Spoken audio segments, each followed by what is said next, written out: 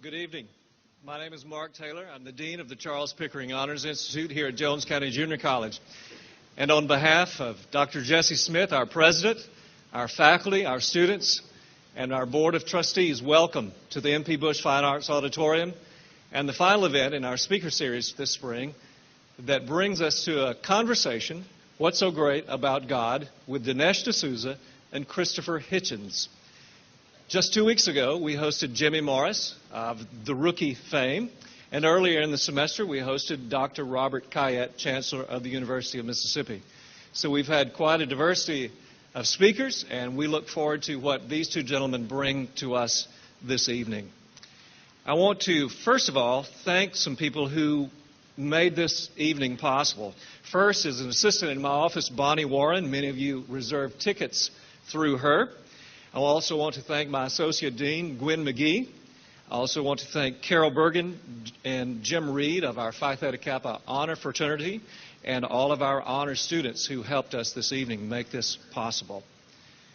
I'd like to ask you to do just a couple of things for us, and this may be very, very difficult for those of you who are our college students, and that is please silence your cell phones. We'd love for you just to turn them off. But at the very least, silence them. And we'd love for you to leave them in your pocket or in your purse during this evening's events. Also, we'd like for you to refrain from walking, especially along the center aisle, because we are videoing this tonight, and it will be, hopefully, by tomorrow at jcjc.tv. Again, that's jcjc.tv. You should find it there. And we would love to see these gentlemen instead of your head as it walks past the camera. I've had the pleasure this day of spending with two men that I had not met prior to today, and it has been a wonderful day, a really interesting day, from picking them up at the airport and having lunch and then having them speak to our honor students this afternoon and then dinner at the President's home this evening. And one of the things that I found is that they disagree. But they disagree so agreeably. And maybe that will change tonight. I'm not sure. We may be in for some verbal pyrotechnics. But the thing I'd like to ask you to do is to help them agree or disagree agreeably tonight. You may like something that they say. You may dislike something that they say. But play along with us, if you will. I would point out that after the event tonight, books will be on sale in the lobby, and both gentlemen will be there to sign them as well. And I will tell you more about that later on. But right now, I'm going to get out of the way and turn this over to our moderator. His name is Dr. Ronald Bishop. He's been on our faculty for 20 years and taught classes like philosophy, world religion, Old and New Testament, logic, and ethics. And he's newly appointed as the chair of the Humanities Division. And I will turn it over to him now and let him run this show. And he'll tell you all about how it's going to go. So help me welcome Dr. Ronald Bishop.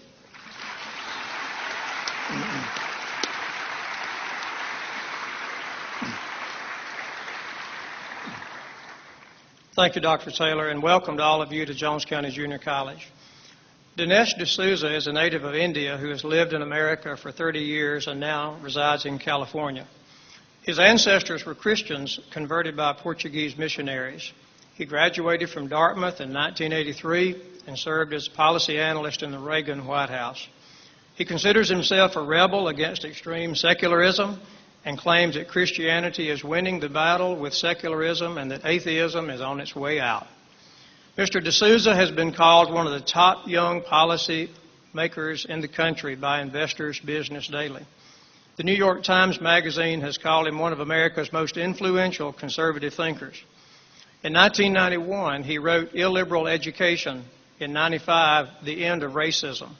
And in 2002, What's So Great About America? Great debate followed the publication of The Enemy at Home in 2006. His recent book, What's So Great About Christianity, follows several books written by prominent atheists denouncing theism and Christianity in particular. Christopher Hitchens was born in England and is now a U.S. citizen, having lived here for more than 25 years. Mr. Hitchens is an author, journalist, and literary critic. His education began early under the tutelage of Ms. Watts in Dartmoor and continued with a degree in philosophy, politics, and economics.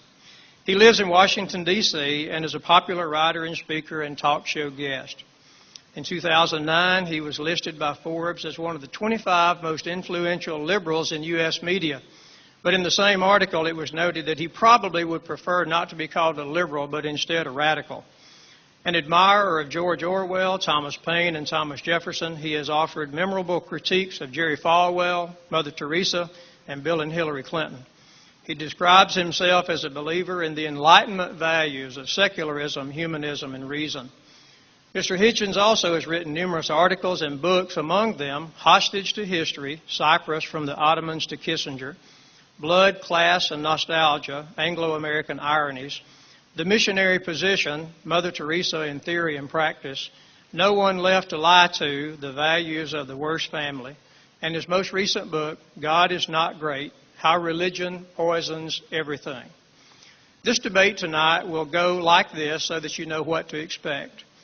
Mr. Souza will begin the debate with a 15-minute opening statement, followed by Mr. Hitchens doing the same. Then each of them will have a 5-minute period for rebuttal. Then there will be a 15-minute head-to-head sessions that will begin with Mr. Hitchens. After that, the audience will have 40 minutes to ask questions of our two guests. There are 2 microphones at the front, and you'll be asked to come down to the microphones to ask very brief questions that exercise the best manners that your mama taught you down here in the South. And you can ask the question to either of our guests. They will have an opportunity to answer, and then the other will have an opportunity to respond as well to that answer. We have timekeepers on the front, and their indication of the time will be final. And we're ready to begin.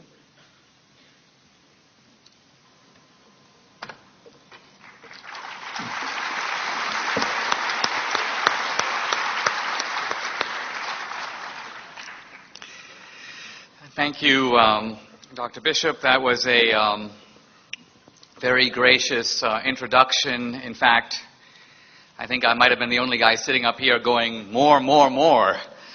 I am very pleased and honored to be here. I must say that I love the South, and I mean that in more ways than one. My wife is from Louisiana, and her name is Dixie. We now live in San Diego, and many people don't think that's a real name. But I'm delighted to be here in Mississippi, delighted to be crossing swords again with Christopher Hitchens and addressing the topic of what is so great about God. Now, here in the Bible Belt, you might feel that this is the Christian capital, you might say, of the world. But actually, it is not so. If you want a capital for Christianity in the world, you're probably better to look at Seoul, South Korea. Or you're probably better to look at a village in Nigeria or a favela in Brazil. The point I want to make here, and it's actually a very encouraging point for those of us who are religious believers, is that religion in general, but specifically Christianity, is spreading rapidly throughout the world. In fact, many people think Islam is the fastest growing religion in the world, but it's not true. Islam is the second fastest growing. The fastest growing is Christianity. Islam spreads mainly through reproduction, Muslims having big families. But Christianity spreads through reproduction and conversion. Now, this is a big surprise because just a couple of decades ago, when I was in college, we learned that the world is becoming inevitably more secular. There's a kind of inexorable tide away from belief in God and toward what the philosopher Nietzsche called the death of God, a completely secular society. And the idea was that as countries become more modern, more industrial, more scientific, more affluent, they will automatically become less religious. This was called the secularization thesis, or the secularization expectation. And the interesting thing is it has turned out not to be true. In fact, the only example of secularization that we can point to in a clear way is Europe. It's true, as Europe became more affluent, it did become more secular. But America hasn't gone the way of Europe. And in fact, if you look at the newly modernizing countries of India and China, you find that far from becoming less religious, they're becoming more religious. And in fact, Christianity is spreading very rapidly in countries where it previously had no footing at all. You have African countries that were 1 or 2% Christian 100 years ago, and now they are 50% Christian. So why am I telling you all this? Because it seems to me that one reason we are seeing this new atheism, a kind of attack against God, an attack against Christianity, is not because Christianity is losing, but because it is winning. 25 years ago, the atheists thought we can sit back on our rocking chairs and just wait. The world is going to move in our direction. But now they've realized that's not happening. We've got a counterattack. And so I think the belligerency of these books, the God delusion, God is not great, are a reflection of the fact that atheism has got to, you might say, go evangelical. And what I mean by that is we now have a new phenomenon in our time. You could call it missionary atheism. The atheist actually wants to get out there and make converts to his or her cause. Now, what's my complaint about all this? First of all, I want to say that in this debate, my idea is to defend Christianity, but without appealing to any Christian premises. In other words, I'm not going to be citing the Bible. I'm not going to appeal to Revelation. You might almost say I'm going to debate with one hand tied behind my back. But why? Because ultimately I want to engage the secular critique on its own ground, which is on the ground of reason. So our debate will be conducted by discussing history and philosophy and science and politics, but at no point am I going to appeal to any kind of Christian revelation. I'm going to appeal, as Christopher Hitchens claims to, on the ground of reason alone. And one of the complaints I want to make is that the atheist today is ignoring, is actually neglecting the huge influence of God, but specifically the Christian God, in shaping the values of our society, even the values that the atheists care about. Let's set aside for a moment Christian values. Let's just look at atheist values. Values like the idea of the individual, or the right to dissent, or the idea of toleration, or the equal dignity of women, or the idea of compassion as an important social value, the dignity of life, and so on. The importance of science, which a lot of atheists will champion as their cause. The point I want to make is that these values have assumed the importance that they have in the West, and in fact, in some cases, in the world, because of Christianity. Take, for example, the ideas behind the Declaration of Independence. All men are created equal, and out of that comes this entire catalog of rights. And yet Jefferson, who was not a particularly devout Christian, Jefferson never read, generally tended to read his Bible with a friendly pair of scissors, cutting out passages that he didn't like so much and so on. Didn't like the miracles. But on the other hand, when Jefferson sat down to identify the source of our rights, where do these rights, they're supposed to be self-evident. Some people might say they're not evident at all. Where do these rights come from? Jefferson could think of only one source, namely our Creator. Ultimately, it is because we are created equal, you may say, in the eyes of God. That's why it follows that no man has the right to rule another man without his consent. That is not only the basis for opposing slavery, the anti-slavery movement, but you might say it's also the basis of democracy. Modern democracy is based on the idea of what? No man or no person has the right to rule another without consent. Not only have our political ideas, not only do they derive from Christianity, from Jerusalem, you might say, Christianity, and in some cases Judaism before that, but even science has its roots in Christianity. Now, some people will dispute this, but if you think about it, ask yourself this question. We've had all these cultures in the world, and yet modern science, the scientific method, what Whitehead called the invention of invention, that occurred only in one civilization, namely Western civilization. In fact, it occurred only in the civilization historically called Christendom. Why is that? Why did science develop here? Aren't there smart people in other cultures who also wanted to figure out stuff?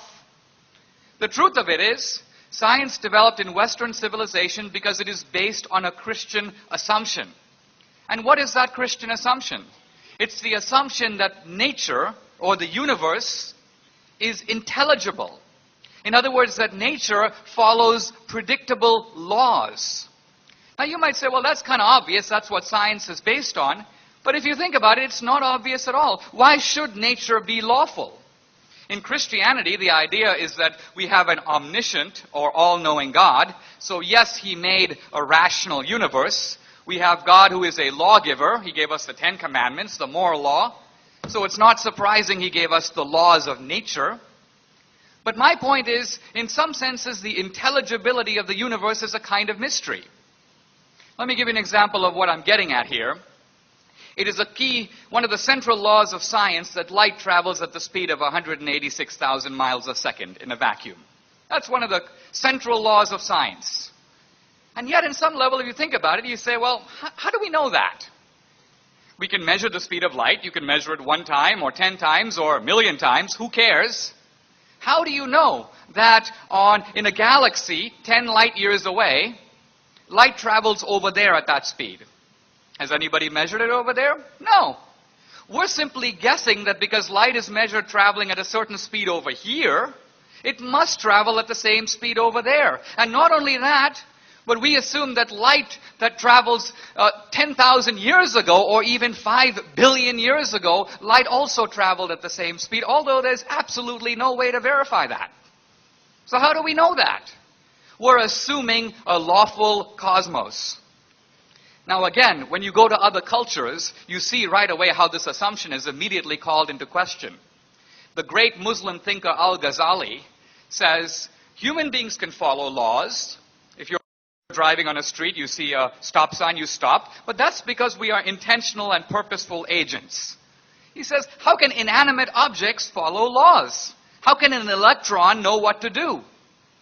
And Al-Ghazali says the whole universe exists in the mind of Allah. Everything happens at every second because Allah wills it to be so. There's no other way it can happen. The point I'm trying to get at here is to show that it is only in Western civilization, it's only in the orbit of Christianity, that we have this idea of a rational, intelligible, lawful, mathematical universe. And while people often talk about science as opposed to Christianity, if you were to make a list of all the great scientists of the last 300 years, a list that would surely include people like Galileo and Copernicus and Kepler and Leibniz and Pascal and Boyle and Newton, you'll discover that the vast, vast majority of these scientists not only believed in God, but most of them were specifically Christian. So Christianity, in a sense, is the author not only of many secular values, but also of the science that is today invoked against Christianity. I've spoken a little bit about the legacy of Christianity. I have a lot of material to cover, and my time is so limited, so I need to adopt the motto that King Henry VIII used with one of his wives. He said, I can't keep you too long. So I need to fast forward a little bit. And now I want to talk, if I may, briefly about morality. And I want to try to show that one of the things that's great about God is God ultimately is the moral lawgiver of the universe. The first thing I want to show is that morality is universal. This is very obvious. We all have, if you can. By the way, some people think we get our morality from the Bible. But that's not strictly true. I tried to remind myself when I first read the 10 Commandments, did I read the 10 Commandments and say, oh, let me see, stealing is wrong. Wow, unbelievable. I had absolutely no idea. Killing is wrong. That's another big surprise. No, the truth of it is, when I read the Ten Commandments, I already knew them. I already knew. The Ten Commandments is not an inventor of morality, it's a codification of it. Really, morality is the voice within, what Adam Smith calls the impartial spectator inside of us. And all of us have morality. I was speaking on the campus the other day, I said, look, if we were to bring a little dog into this room, and Christopher Hitchens were to get up and start stomping on it, there would be a tremendous wave of revulsion throughout the room. And someone in the audience shouted, well, what if it's a cat? I said, well, then we'd all be equally entertained. But nevertheless, the point is when we acknowledge within us the existence of a moral law, remember that law cannot come from nature. And here's why. Nature is simply a description of what is the case. Nature is a description of reality as it is. Morality is a description of reality as it ought to be. And that's two very different planes of existence. The way things are and the way things ought to be. Nature supplies the former, but it does not supply the latter. So what is the source of morality? Where do we get this little voice of conscience inside ourselves that seems to speak with unimpeachable authority? I mean, we can dispute our conscience. One of my friends says, I'm always wrestling with my conscience and I usually win. But what he's trying to say is my conscience is an acknowledged authority. I might not go along with it, but I don't dispute the unimpeachable power of what it has to say. And my point is, what is its source? I think it makes more sense to think of conscience as transcendent, which is having, you might say, a non-natural or, I would say, supernatural source, than to try to account for it in natural terms, which is simply to confuse the way things are with the way things ought to be. And I want to turn to an argument for the existence of God and for belief in God that I think we would do well to consider, particularly if we are not strong atheists, but you might say sitting on the fence. Or we're Christians, but we're not really sure why we believe what we do, whether it makes sense. I want to conclude with an argument that was raised by the philosopher Pascal. And Pascal makes the point, how am I doing on time? Fine. Pascal makes the point that in life, we have to make decisions even though we don't always have full information. Years ago, when I got engaged to my wife, I said to myself, I don't think I should give her the ring. Why? Because I'm really not sure what life with this girl is going to be like for the next 40 years. I don't know. I'm an agnostic. So what I should do is wait. I should wait for the data to come in. But then I realized even if we date for another year or 5 years, I still won't know. I believe your time is up, Mr. De Souza. I'll pick this up in my rebuttal. Thank you very much.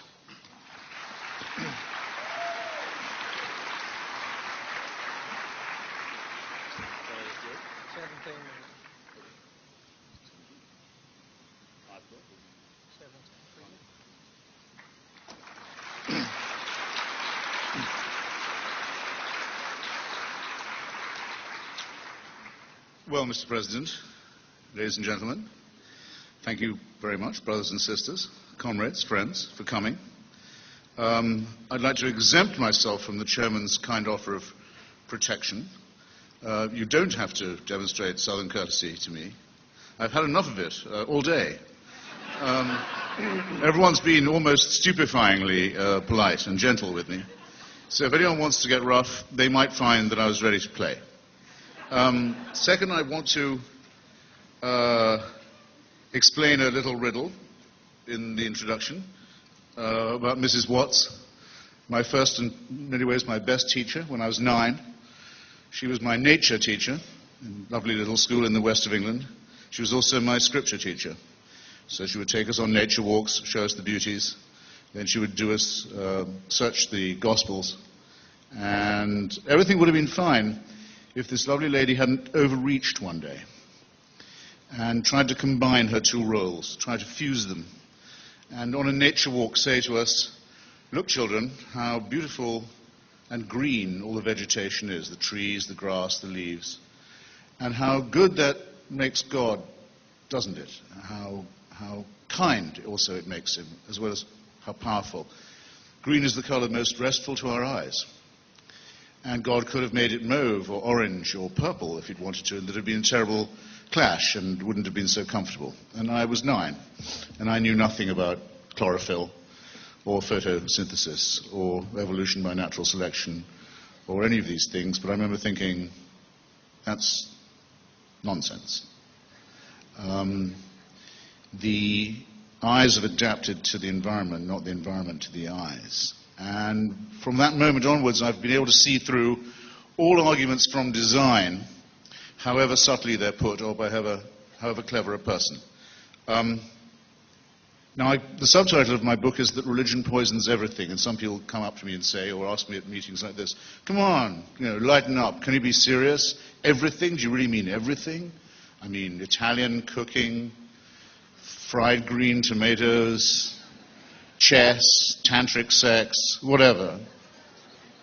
And yes, as a matter of fact, I do mean to say this, because I think that the religious cult, the impulse to worship, in other words, the impulse to displace ourselves onto a higher and unalterable authority, in some way attacks us in our very deepest integrity, and it threatens to take away from us what is our most precious as well as our most worrying and anxiety-making thing, which is our need for responsibility, our need to accept it for ourselves, and our wish to be free, contrasted with our wish, very frequently and very noticeably expressed, our wish to avoid responsibility and our fear of being free.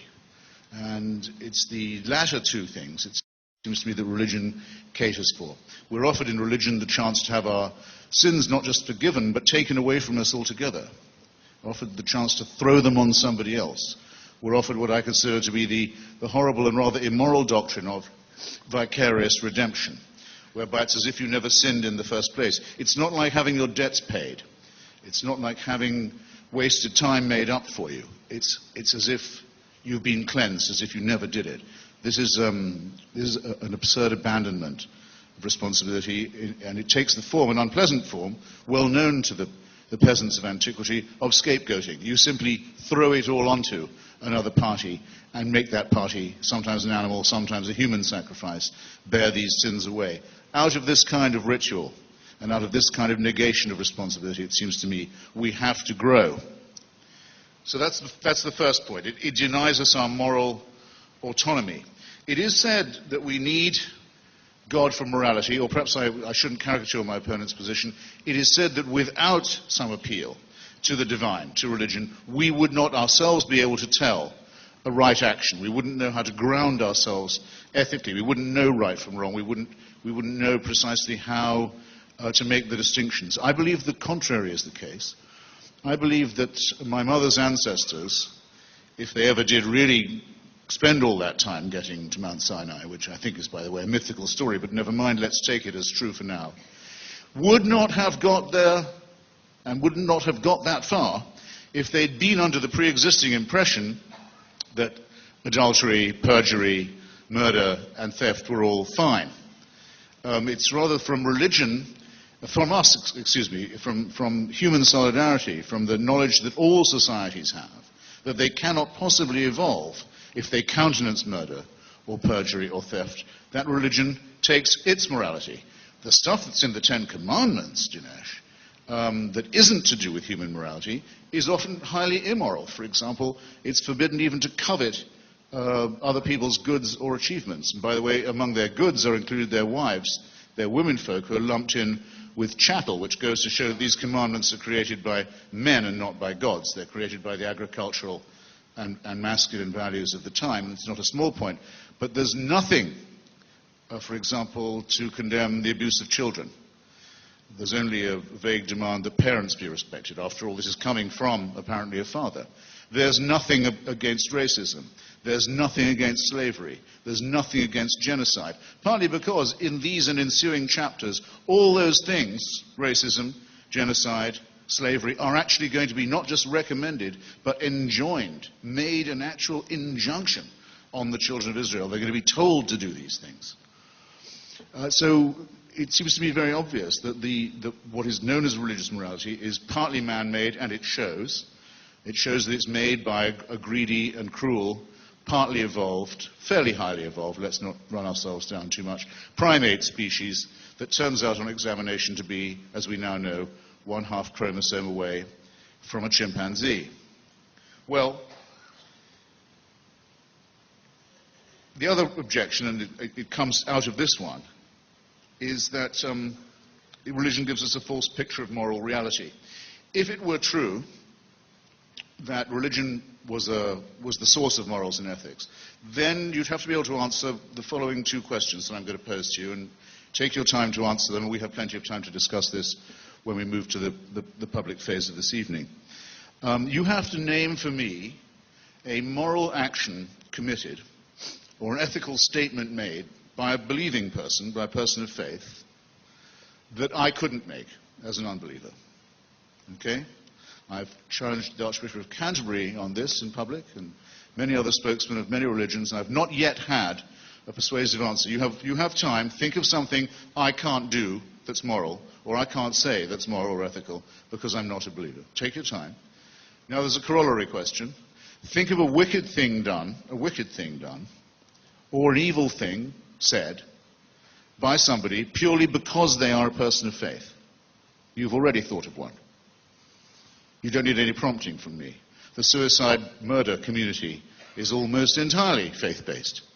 The genital mutilation of children is exclusively religiously motivated. Sins that hadn't been thought of before, things that we've hardly had time to think of condemning, are actually advocated by men of God, and often in the name of God, as a matter of obedience to his will. So just bear in mind, ladies and gentlemen, if you do want things to get a little warm later on, that I, for one, will take it as extremely insulting if any person of faith makes the assumption that their faith gives them a moral edge on me.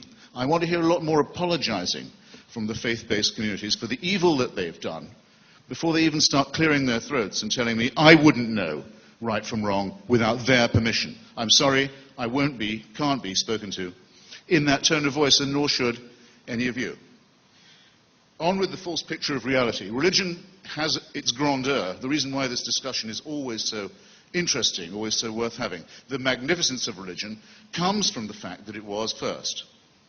It was our first attempt. It's our first attempt to make sense of the cosmos, our first cosmology, our first attempt at philosophy. In many ways, and in some of the books, our first attempt at literature and poetry. In some ways, our first attempt at medicine, even at physics, at all the sciences and some of the arts. This was humanity's first fumbling attempt to look at the sky and see where it fitted in. All credit to religion for trying this. Someone had to. But because it was the first, it is also in many ways the worst. What happens when you don't have a germ theory of disease and you wonder where the plagues are coming from? Well, you either think they're a punishment from God, or you think, depending on how far we've gone along into the medieval years of religion, they come from the Jews poisoning the wells, or from witchcraft, or from people not going to their prayers enough. The same about natural phenomena like earthquakes or floods. There must be a supernatural explanation for things that, of course, we now know can be much better and more accurately explained for us. So the fact that we are still burdened by the false picture given of reality and of nature by religion is, I think, not the smallest of the indictments against it. You still hear, at times like Katrina or the Pacific tsunami, you will still hear men of religion, including in civilized and advanced and educated countries such as England, the bishops saying, this is because of sin that there is an inundation. And out of this, it seems to me again, we must teach ourselves as developed humans, evolving humans, to grow. There are essentially two choices once we've got past the fearful childhood of our species and the terror with which we had to face reality in those days. We can either say of ourselves and to ourselves that we are here because of a divine design, or we can admit that we are here because of processes we don't fully understand, but that are cosmological in the first instance, the Big Bang, and Darwinian, to give it a shorthand, the consequence of evolution by natural selection and random mutation in the second. Now, it's an interesting thing that religion now wants, having fought very strongly against cosmology, having fought against any discovery that threatened the idea of a man and God-centered Earth that was itself the center of the solar system, that was itself the center of the universe, and having fought very hard and still fighting against the idea of evolution by natural selection. The great thing about being religious is this: when the evidence against you becomes overwhelming, and you can see the amazing intricacies of the Big Bang and the extraordinary matter of the Hubble red light shift and the things we can now see through Mr. Hubble's telescope, and when you see the extraordinary variety of species, religion says, come to think of it, that is true. In fact, it shows that God was even more ingenious than we had thought him in the first place. What's my objection to this kind of argument? Well, of the many I could make, the first is simply this: it's completely impossible to refute. Because every time any new evidence comes to light, it's claimed for, well, it fits with the unoverthrowable theory that we already had. Some of you will have been taught already, I hope, that a theory that can be described as unfalsifiable is, to that extent, a very weak theory. And that seems to me to apply with overwhelming force to the religious or godly explanation of our presence here and the natural phenomena around us. I can imagine, a little pressed for time. Can you give me a rough idea? Okay, that's not long. I'm going to be very quick and say what I've been implying, and I was going to lead up to a bit more slowly, which is that this referring upwards of these questions of responsibility, of freedom, of inquiry, this referring upwards of them all the time to a celestial authority is, in my opinion, as well as futile intellectually, potentially very sinister, because what it suggests is that we are governed by a kind of celestial dictatorship, by an unanswerable to unchangeable authority in the sky that can watch us, keep us under permanent surveillance, keep us permanently under watch, can convict us of thought crime, can guard us while we sleep, and that carries on this process of surveillance and supervision even after we are dead. It seems to me this would be a horrible thing if it were true. It would be worse than any known tyranny has ever been. But that in itself puts me in mind of something, which is that most of the tyrannies under which humans have labored in the past and continue to labor under in the present have in their essence been theocratic. Because once you can give to any other group of mammals and primates, any other group of humans who are essentially no better than you, the right to say that they speak in God's name, that they know God's will, that they have God's authority and God's permission, then there is no limit to the kind of totalitarian misery that can be inflicted on you in the real world, in the very few years of existence and life and potential freedom that we absolutely know for a sure thing we do have, that are not part of the metaphysic, but that are our common property, are our birthright. And this has been true since the early theocratic tyrannies of the Aztecs, the Babylonians, through to the idea of the tyrannies of feudalism and monarchism against which the American Revolution was mounted, to many of the terrible 20th century tyrannies, fascism, Hitlerism, the South African system of apartheid, which was a branch entirely of the Dutch Reformed Church and its belief that there was a divine mission on their side, the Islamic Republic of Iran, which is shortly to get its own apocalyptic and Armageddon weapon, and other threats which make me think, and I'll rest my case here and wait for rebuttal, make me think that the battle against the religious illusion is part of a very important battle, not just for human emancipation, but actually potentially, if not really imminently, also for human survival, and therefore a battle that we dare not lose. Thank you.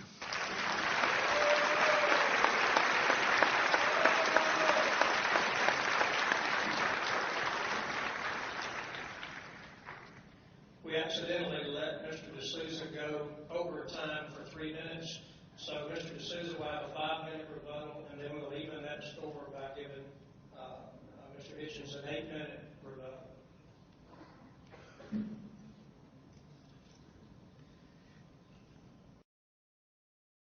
I must say that in Christopher Hitchens, as you heard, we have a formidable advocate for atheism. I think one made even more formidable by his impressive Richard Burton accent. I do want to begin by challenging a couple of the specific claims that he made, because I think that in these debates, we're all entitled to our own opinions, but we're not entitled to our own facts. He began by saying that he challenged Christians, or anyone, to state a premise from within religion that is exclusive to Christianity, that would not be, or could not be, advocated, I suppose, consistently or in reason by an atheist. And I have an answer for that. It's simply Christ's principle or injunction to love your enemy. Now, obviously, any atheist can say that, but it makes absolutely no evolutionary sense. The whole point of evolution is to wipe out your enemy, who is a threat to your survival and the perpetuation of your genes. Yes, you might make temporary bargains with people for your own gain, but the idea of universal brotherhood, of taking care of the stranger, of pure altruism, of loving even those who intend you harm, this is a doctrine that I have never heard an atheist advocate, and I don't think anyone in good conscience could. Christopher Hitchens also said that suicide bombing is a religious patent, and that is actually not true. The most notable of the suicide bombers of the last century were the Japanese kamikazes, who were doing it not for religious reasons at all, but because of political dedication to the emperor, and you may say a kind of Japanese chauvinism and nationalism to win the war. It had nothing to do with religion. The Tamil Tigers, who are the inventors of the modern form of suicide bombing, happen to be Hindu, but their suicide bombing has nothing to do with that. It's ultimately driven by nationalism and tactical moves in a way to gain territory and power. So an attempt to simply take these actions and ascribe religious motives, even when none are present, I think is a little bit dubious. Even if you look at religious conflicts around the world, the Hindus and the Muslims aren't really fighting about religion, they're fighting about Kashmir. The Israelis and Palestinians aren't really fighting about God, they're fighting about land. So there's an effort here to blame religion for things that often have little or nothing to do with it. Then Christopher Hitchens gave a very memorable example of his teacher talking about why we like green stuff like pastures and blue stuff like oceans. And his own ingenious observation is that we have adapted to nature, not nature to us. In those two rather pathetic examples, I think his logic holds. But if you go further, you see that his teacher's argument is completely valid. Let's say his teacher would have framed it somewhat differently. Not that we happen to like green pastures, but aren't we fortunate to live on a planet where the sun is 8 light minutes away? If the sun happened to be further away, it would be too cold to sustain life. If the sun happened to be a little bit closer, we would scorch to death. Oh, isn't it lucky that in our constellation we have a large planet strategically placed like Jupiter, which vacuums up wandering asteroids and meteors and prevents large lethal objects from hitting the Earth? There's a whole scientific literature on this. Now, this has nothing to do with Darwinian selection. It is simply ludicrous to say that that because the dog and the wolf has a common ancestor, it has nothing to do with that. We're talking about the conditions that made evolution itself possible, the conditions that make it possible for life itself to exist on this earth. And then if you say, well, we just happen to live on a lucky planet, no big deal. There are billions of planets and stars out there. The truth of it is the universe requires certain numerical constants for life to exist. The physicist Stephen Hawking, in his book A Brief History of Time, gives one very revealing example. He says that if the rate of expansion of the universe from the time of the Big Bang differed, not by 10% or 1%, but 1 part in 100,000 millionth million, we would have no universe, we would have no life. This is an argument for design at a completely different level than Christopher Hitchens' well-meaning English teacher. It's an argument that says that not just our planet, but the entire universe has to be as big as it is and as old as it is in order for us to be here having this conversation. This, I think, is an argument that needs to be answered, and I'll wait to see whether it is. I want to make a final point in my time about my own time. My time is up. Thank you very much.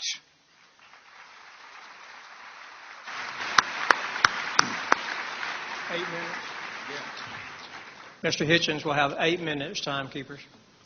Okay, well, I'll do it directly, because this is starting to be fun. I don't want to change the goalposts, of course, but I don't actually think that loving your enemy is always a moral injunction. There are some enemies I don't love, and I don't think I should. It's not my right for people who might want to kill you and your children, or kill my children. It's not my right to love these people. It's my duty to destroy them, to defeat them. There's nothing moral about saying, let them have their way, turn the other cheek. That would simply be my political, my secular, rather than my theological view. But I do think there is a problem with the rest of what Dinesh said on this point.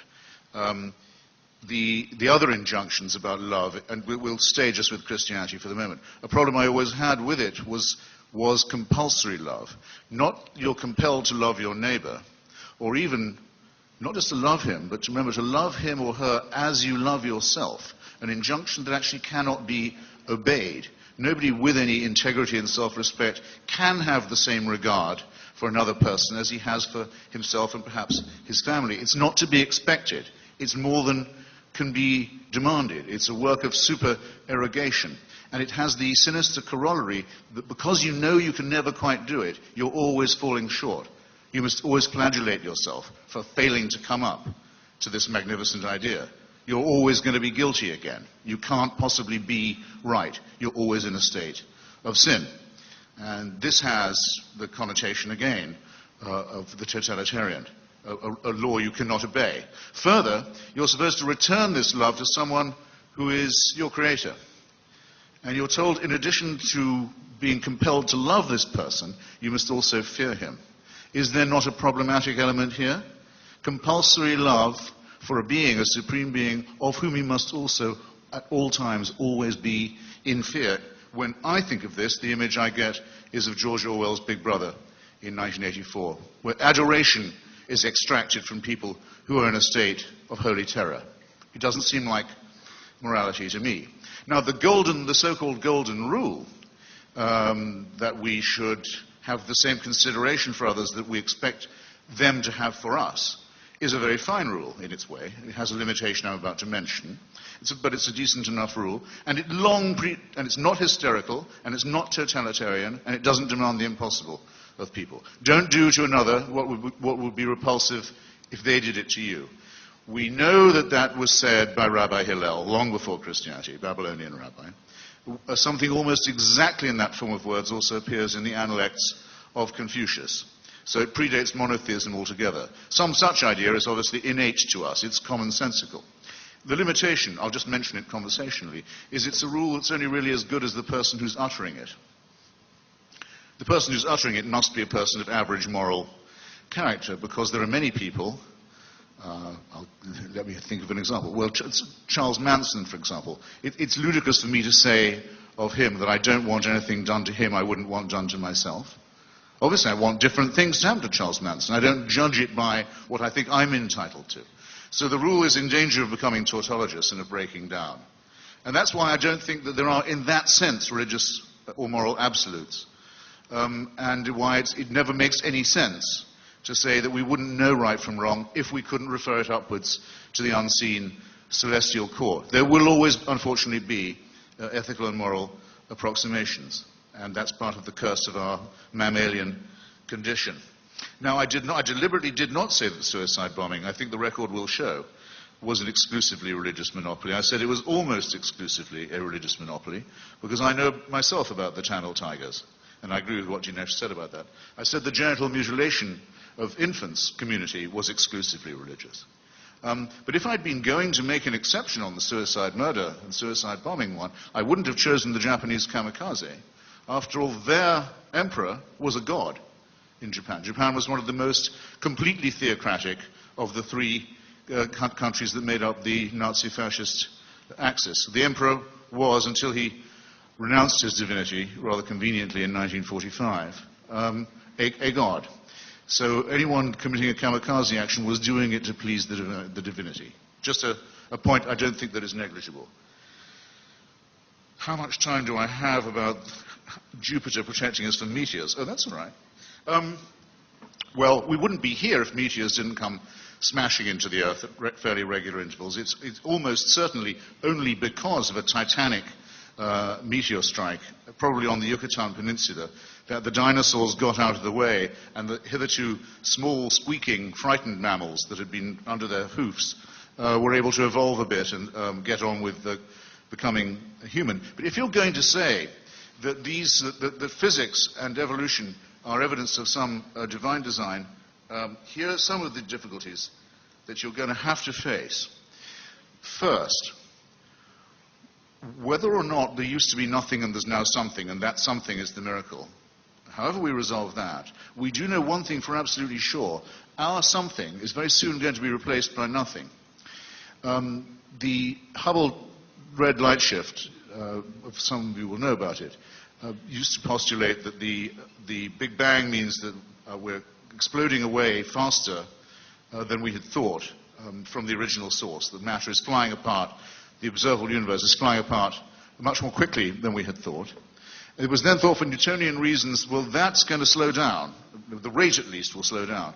Recent discoveries by a great physicist named Lawrence Krauss have shown to the contrary. The rate of expansion is actually increasing. In other words, very, very, very soon, it won't be even possible to detect the red light shift anymore. So a lot of nothingness is coming our way, and if that wasn't enough, the Andromeda Galaxy, which can be seen almost by the naked eye in the night sky now, is headed directly on collision course with our own. That's some design, isn't it? Of taking our own tiny little suburb of this magnificent cosmological city, our negligible little suburb, just our solar system, for an example, of all the planets in it, all of them but ours, are either much, much, much too hot or much, much, much too cold to support any kind of life. And of our own planet, huge tracts of it, the same can be said, either too hot or too cold, and on a knife edge. And we've only been on it for about 100,000 years minimum, 250,000 years maximum, and our tenancy on it can already be seen to be very short term. And in the meantime, we've discovered that of all the species ever put on this planet, or sort of occurred on it, I mean to say, 98 to 99% have already become extinct. So if all of the things I've just mentioned to you, all of which are true and factually verifiable, are the responsibility of a deity, then there's only one conclusion you can draw. This deity must be very, very clumsy, very tinkering, very improvising, and very, very wasteful of cosmic and human and animal material, at least. He must be very, very capricious indeed, playing and toying with his creatures and his creations, and or he must be very cruel and very indifferent. So if you want to award these responsibilities to your God or to your religion, then I'm entitled, I think, to wish you joy of it. Thank you.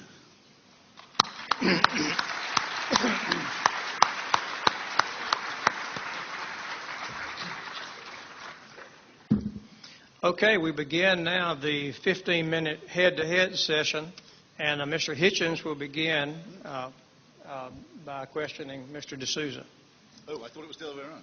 I believe we let him start first, so we're letting you start the head-to-head first. I was about to say I'm not ready, but that's not quite true. Do you want me to go first? No, it's perfectly all right. Okay. Wouldn't you say that we, well matched as we are as chaps and as magnificent mammals, either products of evolution or of a creator, that our position on this stage isn't precisely equivalent? In other words, you couldn't really resent it if I said you've got a burden of proof that I don't really have. Because it's not just a matter, is it, of saying there might be a force, a life force, an originating force, which I can't obviously disprove. But you have to show that there's a force that actually cares about humans, intervenes in human affairs, cares which country wins a war, perhaps, even which party wins an election, who knows, but perhaps answers prayers, takes an interest. In other words, there's a big gap between deism, the idea of a god, and theism, the idea of a religion that can propitiate a god and can know what he wants of us. Well, I would agree, in part, as upholding the affirmative in any debate, what's so great about God, I need to show what's great about God. Now, it's true that our topic is huge, and if you want to go into issues of why there's suffering in the world, or why do we believe in the Christian God, why Jesus and not, say, Baal or Allah or Krishna, then we've got to go into each topic, but they are a little far afield perhaps for this debate, although I'm happy to jump into them. So I won't assume the burden of proving all those things.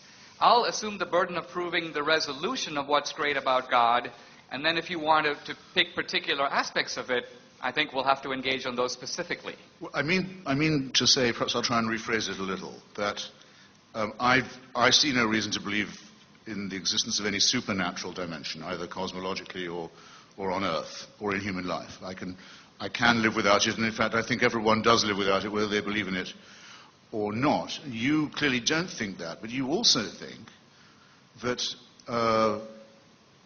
salvation is attainable by this. It's not just a matter of proving that there might be a supernatural dimension, but that if you believe in it in the right way, your sins can be forgiven, you can be saved, and you can have an afterlife, a blissful one, that will go on forever. Now, don't you think that's quite a high burden of proof? Yes, but I think that a lot of those things flow out of the premise of God. For example, there are a lot of things unbelievable in themselves that are completely believable if you posit God. For example, miracles are, if someone were to tell me, I know a way to make my hand grow twice as long, I would say that's preposterous. On the other hand, if he told me that there is an all-powerful, omnipotent, supernatural being ruling the universe, and if I pray to him, he has the power to make my hand grow long, that becomes less unbelievable, doesn't it? Not to me, no. No, because, well, but once you concede the premise, if you thought there was a supernatural being, you don't think he could do it. No, but both claims are equally absurd. No, but right. So then you're essentially giving me a false burden, because you're saying, Dinesh, not only do you have to prove the existence of God, you've got to prove these 10 other things, even though if I prove the first thing, all the other 9 would logically follow. You may not accept the first one, but you can't pretend like I need independent proofs of the other 9. Well, no, I'm just simply saying I don't think theism does follow from deism. In other words, you get to the point which Spinoza arrived at and Einstein arrived at, and many other scientists and philosophers have arrived at by saying, well, there's enough harmony and majesty in all this for us not to be able to say or even want to say that there may not be a hand at work somewhere.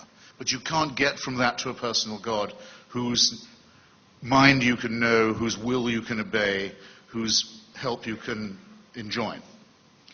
Well, I would agree. All your work is still ahead of you, in other words.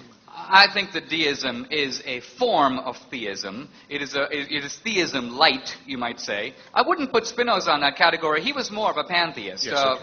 On the other hand, I think that deism does posit a supernatural creator, but somehow makes him an absentee creator. He started the clock, and then he stepped back. So it's a little bit of an idea of a lazy God. It's not my idea of a God. But on the other hand, deism may be one way to start on a full proof of theism. Then, okay, fine. Then let me ask you a related or subsequent question.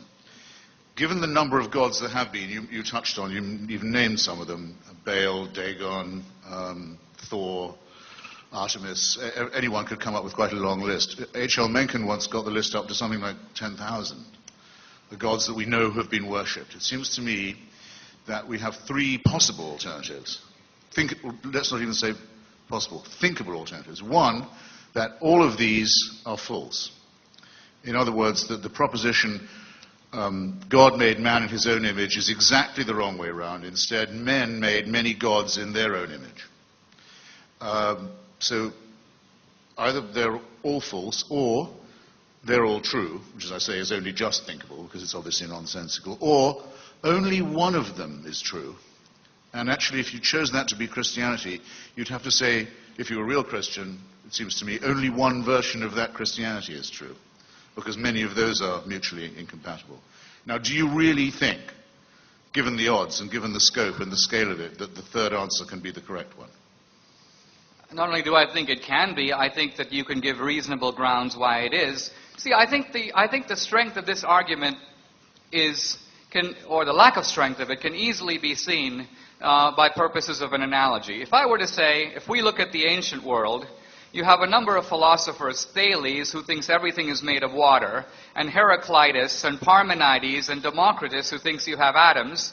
And just because we've got all these competing rival theories, it's probable that none of them are right, and there really isn't a theory that is right. Well, it turns out that Democritus was the closest. His atomic theory, actually, looking at it, making allowances for the difference of time and era, it's not that because you've got many theories, one is bound to be wrong. In fact, you could say that because all these religions represent human efforts to reach the supernatural, the fact that you've got so many efforts shows that it's quite likely that some efforts are closer than others. It's sort of like a way of saying, we're all trying to get up to the light up there. There are going to be different attempts, different theories for how to do it, but some of them may approximate better than others. But, and one might actually be the closest. But surely that's not really an analogy. I mean, conflicting accounts of observable natural phenomena. Right? He's saying, what are the constituent elements of matter? We can see that nature is here. Is it all water? Is it all air? Is it phlogiston? Is it atoms? That's completely different from saying, whose God are you going to worship? And by the way, scientists do not kill each other for coming up with different interpretations, nor do they sentence other people to eternal paradise or torment for getting it right or wrong. Religion is something else than an opinion.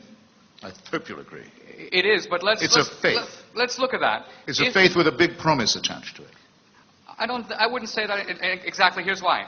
Let's say that you've got a human level over here, which is to say the level of terrestrial man.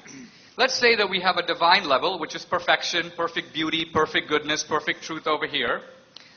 I would say that the Eastern religions are trying to cross this huge chasm by diagnosing a problem. And the problem is essentially the word that we begin our sentences with, I. So if you can get rid of the self, the idea is, then you can achieve nirvana, liberation. Now that is not faith, that is actually a specific moral remedy for a specific human problem. Judaism and Islam have a different remedy. Here's the human level, here's the divine level. Here are a set of codes and commandments and diets and regulations. Pray 5 times a day, look in the direction of Mecca, observe Ramadan, and this ladder will take you human step by step to God. Christianity says, no, this is a noble effort, but it's not going to work because the gap is too large. If it's going to be closed, God has to close it. This guy up here has got to come down to the human level. That's the only way to bridge the chasm. Now, again, I haven't appealed to Scripture. I haven't appealed to faith. If you agree that I've given a reasonable approximation of the human problem, you can just assess, this is the Eastern solution, this is the Islamic and Jewish solution, this is the Christian solution. Which one seems to make the most sense? Well, you did begin by a self-denying ordinance and say you weren't going to postulate revelation. But if I didn't appeal to revelation. No, but your model just now would necessitate that, wouldn't it? And say, no, you're not building up to God. God is coming down to you. That must mean a revelation in the sense of an intervention. No, but Christopher, my point is, I'm not appealing to revelation as a source of authority. What I was trying to say here is there are 3 competing explanations, and one of them is going to make human, intellectual, and experiential sense. But so I wasn't appealing to revelation in that sense. But you would agree, wouldn't you? I think you'd have to agree that anyone's entitled to say that all 3 of those would be false. Well, of course you could. But you could reject the premise that there is a way to cross the chasm, and that would be the atheist position. So that would be a way of saying, no, we've got to live at level down here. There's just no way. This is simply a hocus-pocus level. This pure perfection and beauty is a myth. This is the way we are where Darwinian primates get used to it. That would be a 4th position. So tell me. I can almost see why people hold it when I hear you talk. Listen, because we are doing God, not just Christianity, and I guess I've probably only got about 1 or 2 questions left, and it's a matter of the majesty and grandeur of religion and God in general that we're talking about. Let me ask you this. If I was being born today in Saudi Arabia, would you rather that I became an atheist baby or a Wahhabi Muslim baby?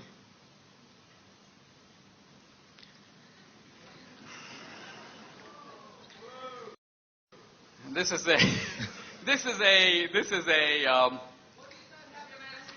a trick question because, look, if you told me that you are going to be a baby destined to be a sort of miniature Bin Laden, then I would rather take Christopher Hitchens over Bin Laden. Oh, thanks a lot. It wouldn't be a close call. God, that was like pulling teeth. No, I was just hesitating because I don't want to write off the entire Muslim world as potential suicide terrorists, even in the infant stage. Hey, here's a Muslim baby, but it's worth less because it's going to, I think that's too harsh. I mean, there's a species of Islam I think we rightly fear, and I think we're on the same side of the aisle on that one. But I just didn't want to paint too broad a brush with the Muslim world. Is it my time? Yeah. What I mean is, when your turn's over, then I'll ask you questions. Yes, sure. It is, okay. Yes, I believe it is yours, yeah. Let me begin by clarifying a couple of things. You earlier referred to Charles Manson, and you said, I don't want us to treat Manson the way I want to be treated. But I think that the moral principle involved here is the following. It's not, should we treat Manson like Hitchens, but rather, we should treat Manson the way we would want ourselves to be treated if we did what he did.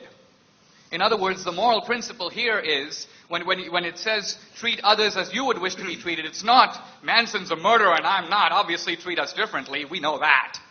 The moral principle is, obviously, put ourselves behind a veil of ignorance, in John Rawls' terms, and say, we don't know who did it. Let's say I was the guy who did it. What punishment would it be just to impose on me? Life in prison, the death penalty? Well, okay, it's not me, it's Manson. Give him that. So that's a way, ultimately, of applying, you might say, a neutral rule. So do you agree that the Manson analogy was flawed in that sense? Then it would be, Dinesh, be a different rule. The rule is, do not do to another what you would not want done to yourself. I'm saying, in that, I quite agree, by the way, with your Rawlsian take, but that's evolved without any reference to any injunction about a golden rule. You spoke about compulsory love.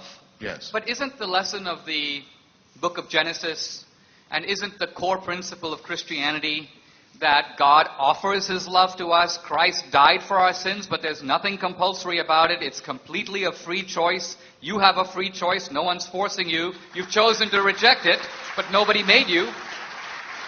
Well, you can, of course, you're free to reject it. I'm here to illustrate that point to the best of my ability. But in a very large number of times and places, the price of rejecting it, or even of seeming to reject it, has been very high. And not just in the sense of eternal punishment after death, but extreme punishment and persecution during the only life one actually has. So I'm thankful and very grateful to you, naturally, for giving me my manumission. But I don't actually think I need your permission to be free on this point, or the permission from the divine either. That's being unfree. It's like saying, of course if people ask me, have we got free will, I say yes. Of course we have. We have no choice. At least I know I'm being ironic, and that the irony is somewhat at my expense. But if you say, of course we have free will because the boss says we do, you've advanced the argument not at all. It's analogous to that. Okay, that's the end of our head-to-head session. Thank you both, gentlemen. What? I thought he had 15. 15 minutes. Oh, but you know what? I think we misfired a little bit in that we were initially intending to go back and forth, but we carved the time, and he took the bulk of it. Let me have a couple more questions, and then we're happy to move it. I think he should, don't you? Yeah. Are you happy with that, Mr. Hitchens? Yes, I think I unintentionally overrun my time this time. Sorry.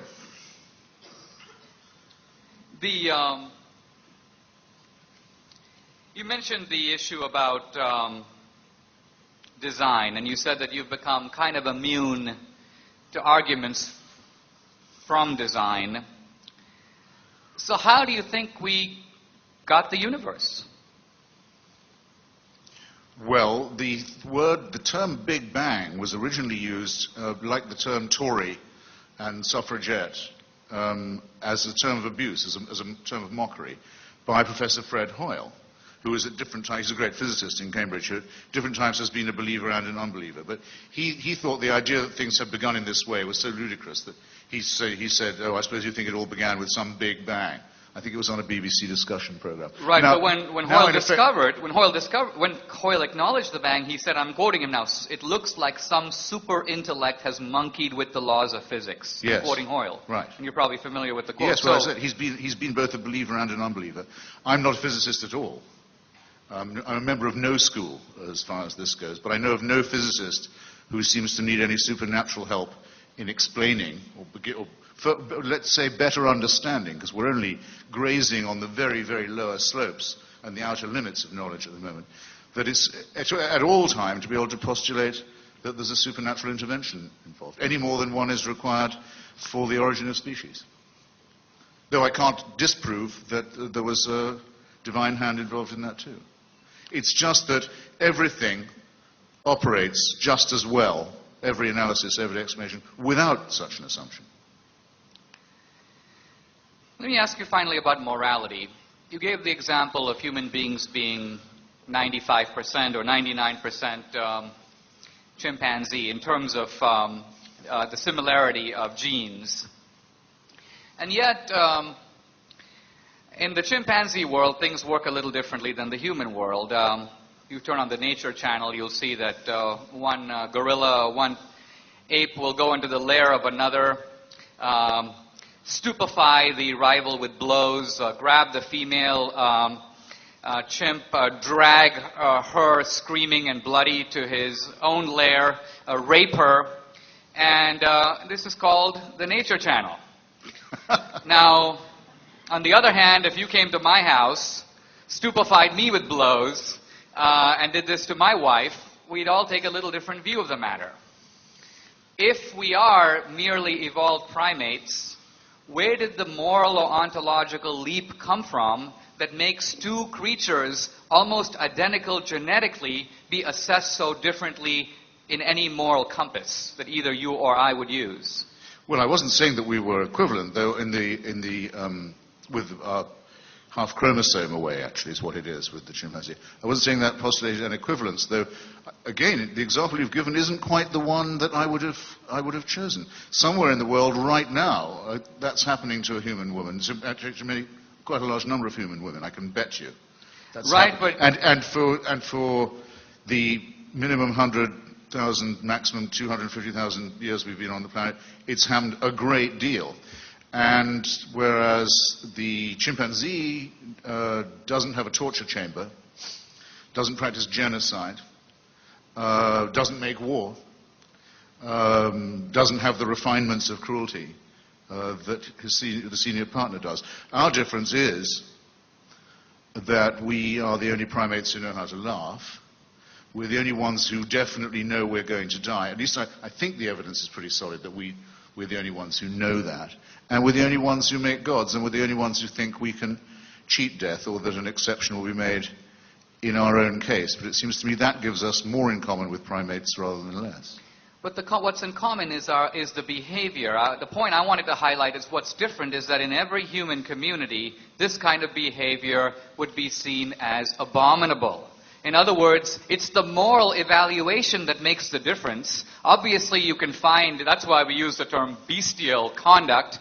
You will find bestial conduct among human beings, but the difference is we assess it differently. You never get the idea that in the chimpanzee world, there's a small United Nations issuing declarations of chimpanzee rights. In fact, one of the interesting things about the debate about animal rights is that animals never seem to respect them.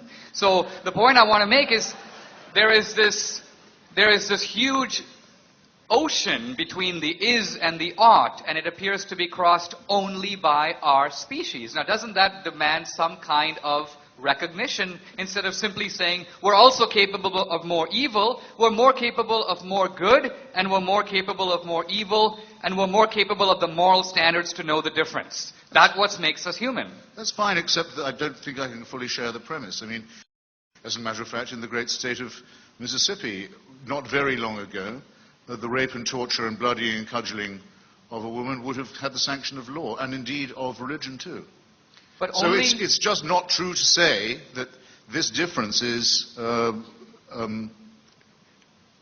any criticism of my pointing out that these are our close cousins. I'll close on this point, but it seems that your exception proves my point. The only way that human beings can do that is by excommunicating the person you do it to from the human species. So in some senses, you've got to make the other person less than human or non-human to justify doing it to them, and far from being an undermining of morality, that's a confirmation of it. Fair enough. Okay.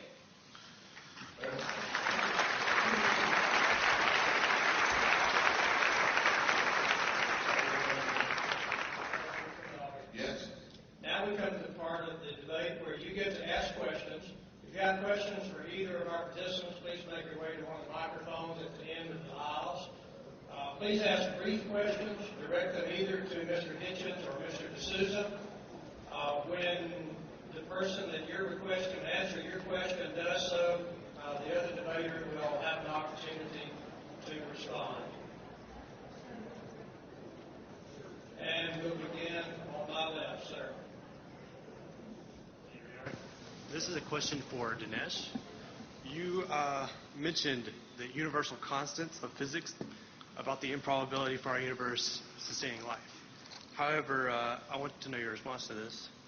Einstein said God does not play dice, which is you're postulating an improbable universe with no denominator. In other words, it might not have been any other way. There may be no other possibilities for universes. So what's your response to that? I'll restate the question. The question is, hey, you've been talking about all these great coincidences, the so-called fine-tuning of the universe, but didn't the great authority Einstein say God does not play dice with the universe, and isn't Einstein's dictum a refutation of this notion of particularity and fine-tuning? Einstein's comment about God not playing dice with the universe was made in the context of the discovery of quantum physics. Einstein refused to believe that nature could be so erratic and unpredictable at the very tiny scale. And then as his life went on, Einstein had to admit that quantum physics was a premise that was not only as validated as the theory of relativity, but in some ways one of the most tested theories in all of physics. So Einstein was wrong. Einstein had to admit that his anxiety about quantum physics was misplaced, and his refusal to believe it one of the great mistakes of his life. So Einstein wasn't even addressing the anthropic principle or the fine-tuning, but in the one context where he used the phrase, God does not play dice with the universe, it turns out God does. Mr. Hitchens, you care to respond? Einstein was, he tried to avoid using the word God at all. He would sometimes use a sort of playful expression, the old one, and so forth. He tried not to personalize the question because he was so sure that you couldn't get from any speculation to a personal or intervening God. And though he was very often misrepresented on this point, if you're good enough to buy a copy of my Portable Atheist anthology available at fine bookstores everywhere, you can see a very exhaustive anthology of Einstein's views on this question, which were determinedly non-theistic. Okay. Thanks for coming out, y'all. This is also for Mr. D'Souza. I hate to overload him, but when you were making your rebuttal, you appealed to the uniqueness of Earth as evidence for God's existence. And I'm kind of confused. I don't see how a supernatural explanation that doesn't rely on scientific fact for its proof is any more likely or easier or anything than just chance. Okay. The question is, why posit a creator? Why not say chance? Let me give you an analogy to illustrate my point. Let's say I enter the California State Lottery, and I win. I would say, that's chance. It's unlikely. There are a lot of people in California, but someone had to win, so I won. Now let's say that the next week I enter the Nevada State Lottery, the Utah Lottery, and the lottery in every 50 state, all the 50 states, and I win every single one. Then someone would say, well, that could be chance, but when you start multiplying the odds, human reason begins to rebel. So the point is, ultimately, chance is the preferred explanation when you are dealing with events that make sense by chance. I toss a coin, and I get heads. If I toss it 100 times, I should get close to 50 heads and 50 tails. Let's say I get 99 heads. You're going to suspect I rigged the coin. You will immediately write off chance and presume design. So that's my point. Human reason operates by giving chance the benefit of the doubt, but when a coincidence becomes too big, you begin to suspect the designer. So how come 99.9% of all species on Earth have been already rendered extinct? What design is that? Or would you prefer, since that's such depressing news, to attribute it to coincidence? I'm not, first of Random, all, I don't think... These species were unlucky. First of all, there are only a tiny percentage of species through time that have developed nervous systems and, at least by our understanding, experience, you might say, pain in the sense that we understand it. We're not sure a cockroach experiences pain. We're not sure that an amoeba does. So it's true that a lot of species have been wiped out through geological time, but to pretend like this is some kind of a divine genocide, I think is to misunderstand the laws of biology. No, I wouldn't say it was a divine genocide unless you thought it was a plan. Nothing remains to be explained if you think these events happen randomly. My point is, you're saying you think that the idea that you've got a lot of different species, one developing out of the other, you think that that refutes the idea of design, whereas to me it confirms it. If you have a few simple laws that are, you might say, not only, Richard Dawkins in his book, The Blind Watchmaker, says, isn't it amazing we have a watch? And then he says, nature is the blind watchmaker. And he goes on in the book to describe what could be called a watch factory, called evolution, that magically produces copies of itself, watches, and other things, which survive according to nature's laws. And so he finds a watchmaker factory, and he goes, this doesn't require explanation, this is due to chance. Wait a minute. If you have to explain a watch, you also have to explain the watchmaker factory. It's a rather ingenious device. Now, if you can say, Dawkins himself says that the original cell has more complexity than the Encyclopedia Britannica. And not even Darwin dared to suggest that the original cell has developed by evolution. Evolution presumes the existence of self-replicating cells and then tells how we can get from A to B and B to C, but it takes A for granted. So it seems to me rather unbelievable to pretend like we have somehow answered the argument for design when we are presuming extremely complex design at the beginning. Yes. Well, that was real. Thank you, gentlemen, for being here and giving us this enlightening discussion. My head, like many of us in the audience, is just awash with these interesting ideas.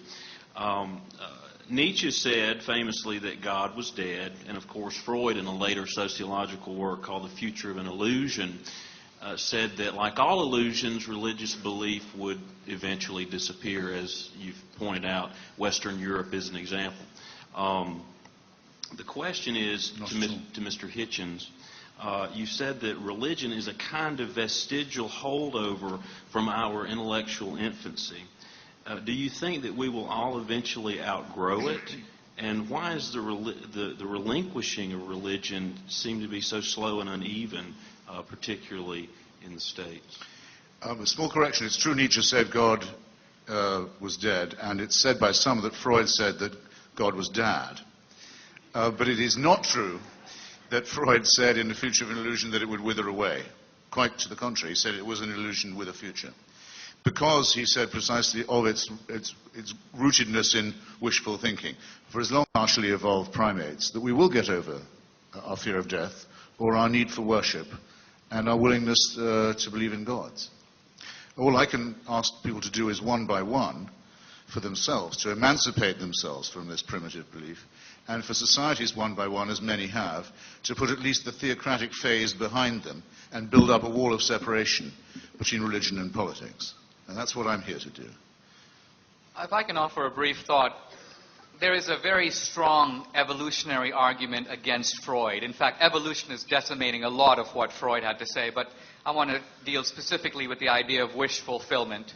The thing to realize is that for surviving organisms, it is extremely expensive to hold illusory beliefs.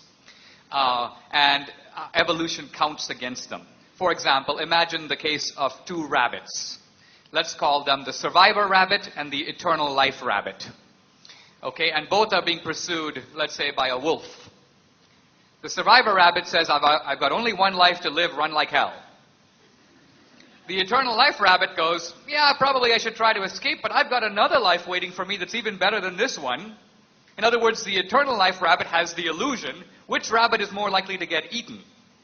The point being here that evolution says that religion is expensive. Even in ancient times when people had less, they built pyramids and cathedrals and put the best calf and the best food away for the gods. This is non-Darwinian behavior. Those kinds of people should be expected to be wiped out from the gene pool, but they aren't. In fact, religion has a better survival value than atheism. That's why there are a lot more Christians in the country than atheists. So the point here being that the argument against Freud isn't just that illusions automatically die, but rather that illusions make no Darwinian sense when they are this costly, and Freud needs to come up with a better explanation.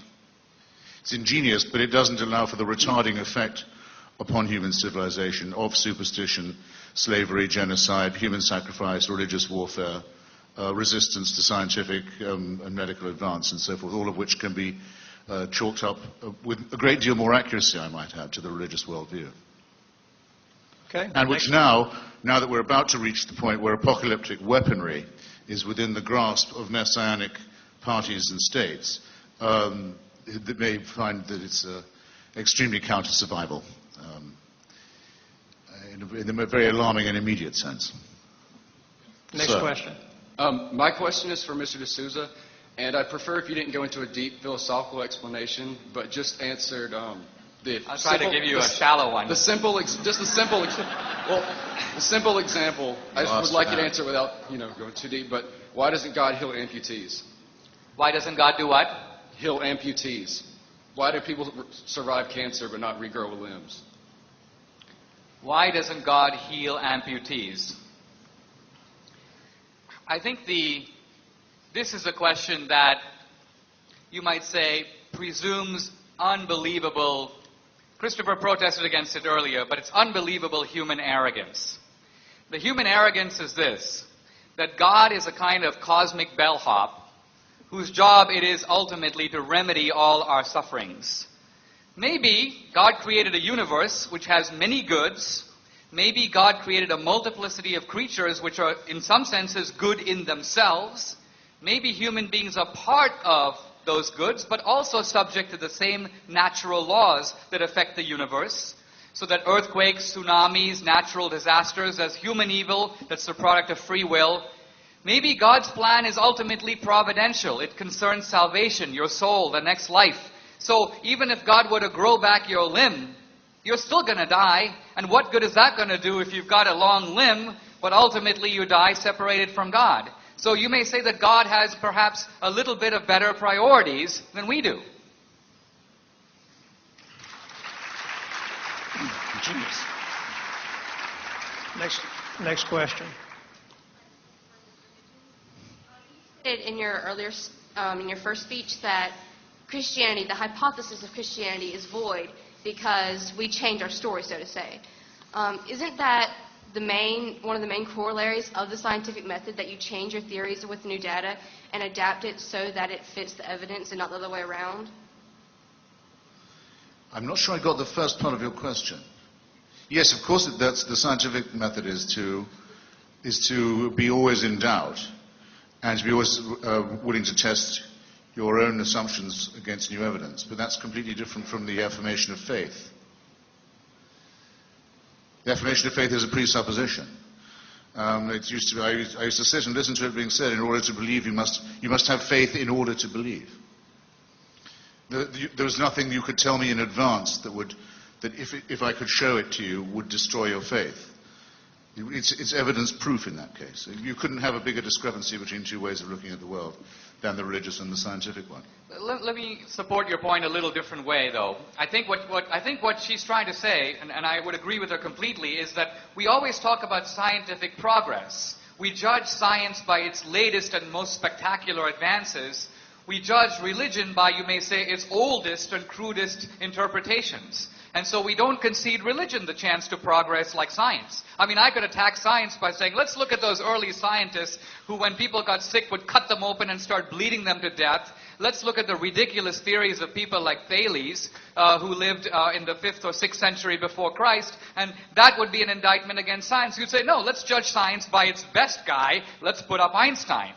But when it comes to religion, you don't concede the same progress, and it's quite possible that a religious principle, let's say the story of the Good Samaritan, the principle of help your neighbor, which is interpreted rather narrowly. In ancient Israel, it means that the Samaritan helps somebody outside his own tribe, but then through the centuries and through Christianity, this principle is universalized. So tomorrow, if there's a famine in Rwanda, that becomes my neighbor. Very different than what the Jews would have said in the time of the Old Testament, but it's the taking of the religious principle and, in a sense, progressively developing it through time. Scientific progress, religious progress. No, but the people, I'm sorry, I know I'm trespassing on the audience's time, but the scientific method is precisely to say, let's look at Thales and let's look at alchemy and rubbish medicine and these other things, and gradually overcome them and transcend them and find further and better innovations. It's not to say they weren't trying to be scientific. They were. Your analogy just doesn't hold. Now, you'll remember his name. I've forgotten it for the second. But the physicist who first came up with the idea of the Big Bang was a Catholic, practicing Catholic at the University of Louvain in Belgium. Bernard Lemaitre. That's it. And he took his findings to the Pope of the time, Pope Leo, I think, who said, I think, Your Holiness, you should know about this. And Pope Leo took it in as well as he could. He said, it's very impressive stuff. He said, if you like, I'll make it an article of faith. I'll say that all Catholics have to believe this. Now do you see the difference between the scientific and the religious method? I think that's the best illustration that I know. Professor Lemaitre said, actually, no, Your Holiness, I don't think that would be quite the way to spread the word. But there you go. Okay, next question. Thank you both for being here. My question is for Mr. D'Souza. If you wanted to logically demonstrate the existence of God to an 11 or 12-year-old, how would you do that? The question is, how would you make the case to a 12-year-old that God exists? And this is a very pertinent question, since I have in my house a 14-year-old daughter. And so we all have to make this case to our children, particularly now that we live in secular culture. You can't just assume it. I think that one of the best ways to show a child is to point to morality. Because children have a very clear, undiluted, and you may say undistorted sense of right and wrong. See, when we're adults, we develop cunning rationalizations. Because we want to do something that runs against morality, we try to invert the principle. In other words, we become extremely and ingeniously Clintonian in a way that Christopher Hitchens would fully understand. We try a moral inversion in which the right becomes wrong, the wrong becomes... Children don't do that. There's, in the child, you may say this sort of... The innocence of the child is, in a sense, the clear recognition of the difference. And so in that sense, children hear within themselves the voice. Children are actually natural theists. You don't have to give them a proof because in some senses they understand, they recognize this voice within them that's not them. See, their voice is to go for the cookie jar. But there's this other voice, not them, that's saying not to. Now what is the source of that voice? You can't say it's Darwinian. It makes no sense. That voice requires some acknowledgement and some explanation. And I'm saying the transcendent hypothesis is a better explanation than any rival one. It certainly isn't morality that we've made up. We might make up whether we want to live according to it. But to say we make up the morality itself, give me a break. It's a good statement of the case, by Dinesh, that our morality is innate to us, though, and not given. Okay, next question. I'd first like to thank both of you guys for coming here. It's a pleasure. And my question is for Mr. Hitchens. Is there a difference between the greatest conceivable being, or the laws of nature, and a God, one that is not sentient? And if there is none, do you support the ontological argument? I assume you're familiar with that. I got the ontological last bit. Could you speak up a little? I'm sorry. Is there any difference between the greatest conceivable being in the ontological argument and a God that is not sentient, one that Mr. D'Souza would argue for? And if there is none, would you not support the ontological argument, which could in many cases prove the existence of God? the shortcoming of the ontological argument, tempting though it can be, is that it assumes we could conceive. Well, one of the shortcomings is assuming that we're able to conceive something than which nothing greater can be conceived. It would be difficult for us, I think, to be able to stretch our minds to that limit of conception and not award sentience, because that seems to me, though again, you're always hovering on the verge of tautology here, greatness to us is in some way indissoluble from consciousness or sentience. This would still leave us with the problem of where the being was that had created this greatest conceivable being. It still leads you to an infinite regression. If it was any good, it would have worked by now, the ontological argument. Okay. In the interest of time, we'll move in. I have a lot to say on this argument, and I do in my book, but I'm going to let it go because I'd like to take more questions. Okay, next question. This question is for Mr. De Souza, but after hearing you butcher evolutionary theory with your two bunny rabbit discussion, I wonder whether it will fall on deaf ears, but could I ask your opinion of relatively recent cognitive discoveries of how religion is hijacking normal human behavior, normal cognitive processes like love and fear and the credulity of children, etc., etc. Do you look into that from a scientific perspective? Who are your sources? Pascal Boyer, Anderson Thompson, Heather Fisher. Yeah, I'm familiar with Boyer's work, so let me address that. First of all, I want to begin by saying it's very easy to make an accusation. You've butchered evolutionary theory. Clearly, if I had butchered it so obviously, you'd be able to say how. But all you could do is make the allegation and then skate on as if the allegation sustains itself. So I'll stick with the rabbits and move on to Pascal Boyer. You have grossly misstated Pascal Boyer's work in saying that it somehow demonstrates. I don't think he would say it demonstrates anything. It's ultimately an effort to look at the evolutionary roots of religion. And what this body of scholarship does is it argues that religion is hardwired to some degree in the human brain.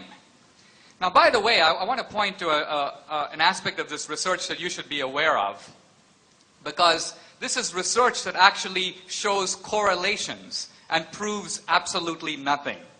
It's a little bit... In fact, the research, in a sense, was available 100 years ago. Everybody knows that if you give someone a heavy blow to their head, they lose consciousness. And so the argument is that the brain must cause consciousness, because without a brain, no consciousness.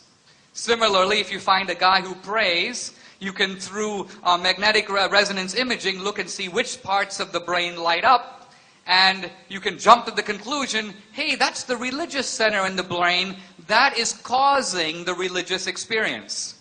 I want to point out that logically there are non sequiturs buried in all this. After all, if I see a bright light and something lights up in my brain, it doesn't mean that my brain reaction is causing the light. There is an external experience that my brain is reacting to, and yet the assumption of people who find religious node centers in the brain is that these node centers are fabricating the religious experience.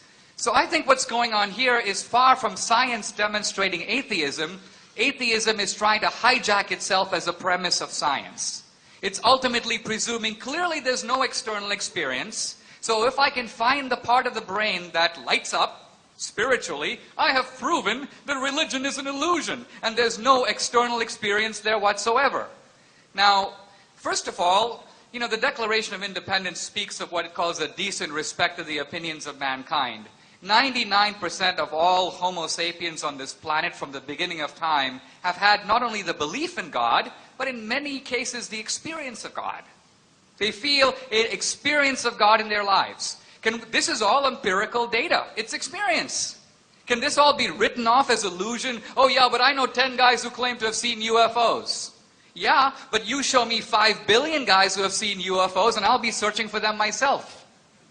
In other words, once you accumulate enough observational data, you've got to take the experience seriously. So I think the question, in a sense, reveals precisely the kind of arrogance that tends to write off religious experience, pretend that science has proven things that it has far from proven, and invoke authorities who would be embarrassed to be invoked in this context. Can I just say very quickly, I think you ought to be suspicious of your own argument here, Dinesh. The quantity theory has huge dangers to it. For one thing, we don't know that many people who attended services made worshipping noises and so forth, they were doing so voluntarily.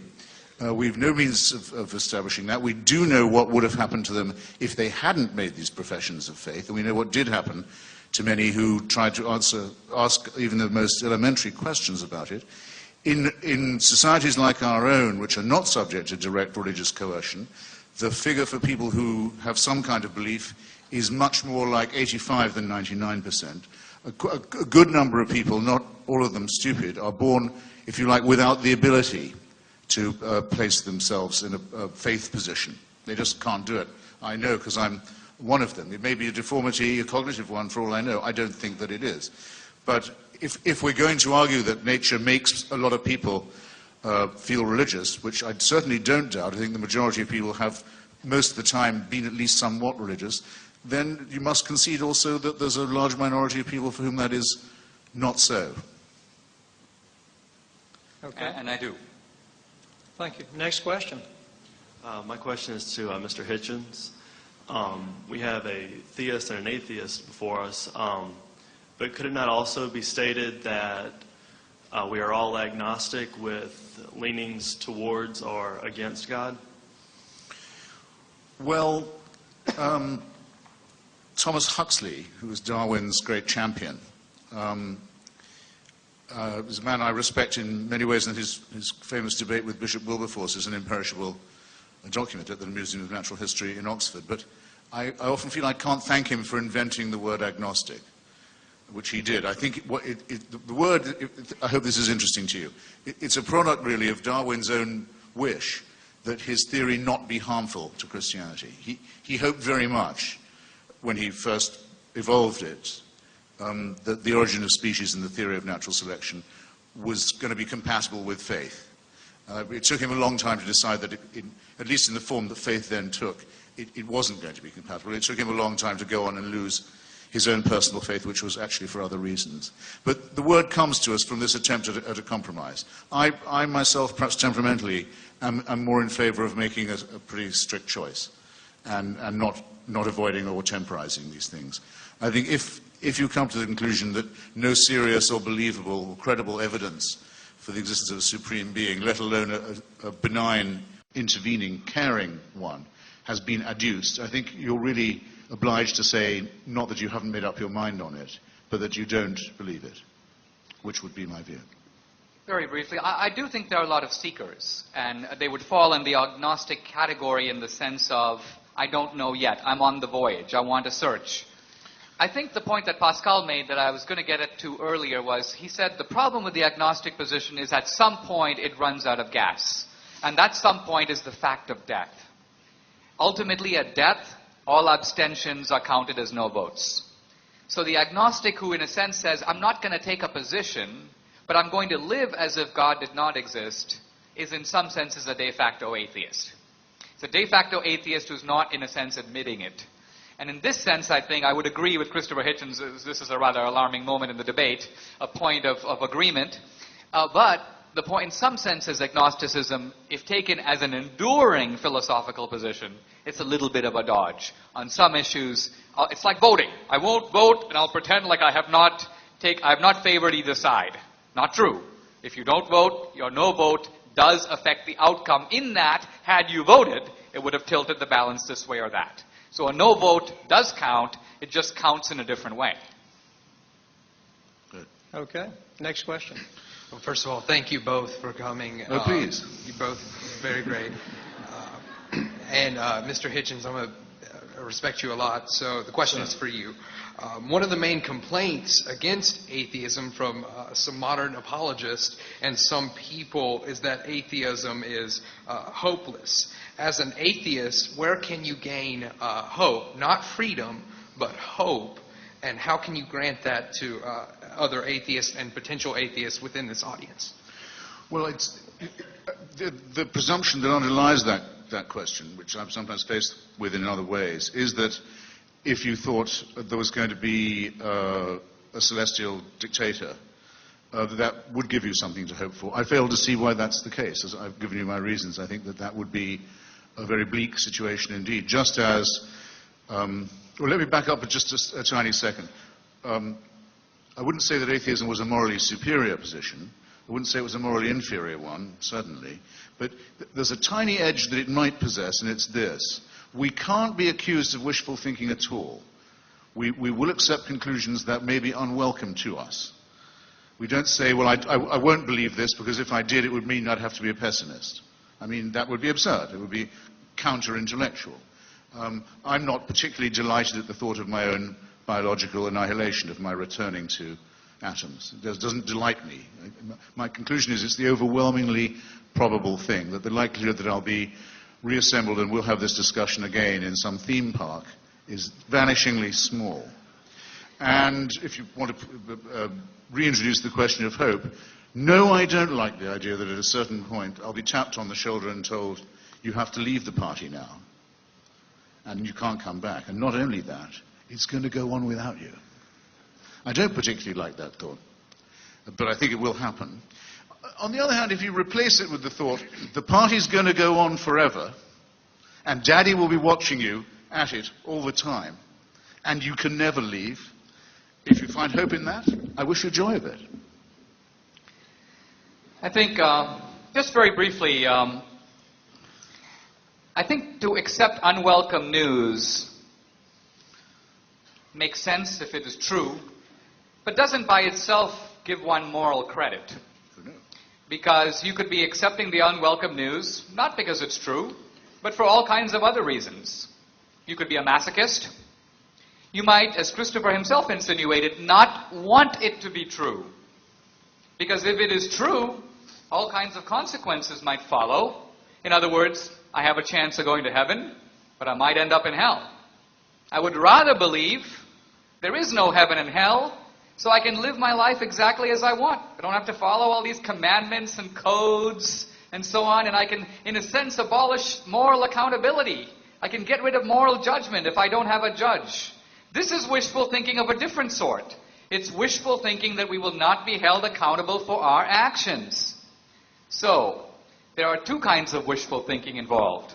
The wishful thinking that says, I wish I'd make it to heaven, and the wishful thinking that says, I hope there isn't any heaven because I'm having too much fun down here. Okay, which side are we on? Who's next? Your question. All right, my question is for both. The atheist looks at the universe and says, look. Step up to the mic. The atheist looks at the universe and says, look, that proves there is no God. The Christian looks at the universe and says, look, that proves there is a God. Isn't the true question, do you believe? Well, that certainly isn't the atheist position. The atheist says that the universe is explicable without any supernatural assumptions. The universe gives you no reason to think, nor does anything else in nature give you any reason to think there's a supernatural dimension. It doesn't prove the non-existence of God because that can't be proven. The Christian position... But the proof that there is something that's been attempted by some extremely intelligent people, not exempting my friend and comrade, but there's no satisfactory proof has ever been or ever will be found. It's evidence proof in any case. It's a matter of faith. In a Newtonian universe where space and time extend indefinitely, infinitely, it's a little difficult to see how the universe could have had a beginning or how a God could have created it. However, with the important discovery in the last century that the universe has a beginning, we have the following argument. It's not a proof, it's an argument. And it appeals to human experience. In our human experience, everything that has a beginning has a cause. That's proposition number one. Proposition number two, a statement of fact. The universe has a beginning. Conclusion number three, the universe has a cause. 4, The cause could be natural or supernatural. 5, we rule out the natural cause since the universe includes all of nature, and we presume that nature doesn't cause itself or bring itself into existence. Therefore, there is a supernatural cause. That cause we call God. You should believe that. You believe anything. Sorry, what are you signaling? 5 minutes. Okay. In your opinion, is a basis for any importance, any speciality, whether we call it rights or dignity? What makes any member of this species, you or I or anyone, special in a species that you say is a physical and biological accident and will inevitably be destroyed by the stars?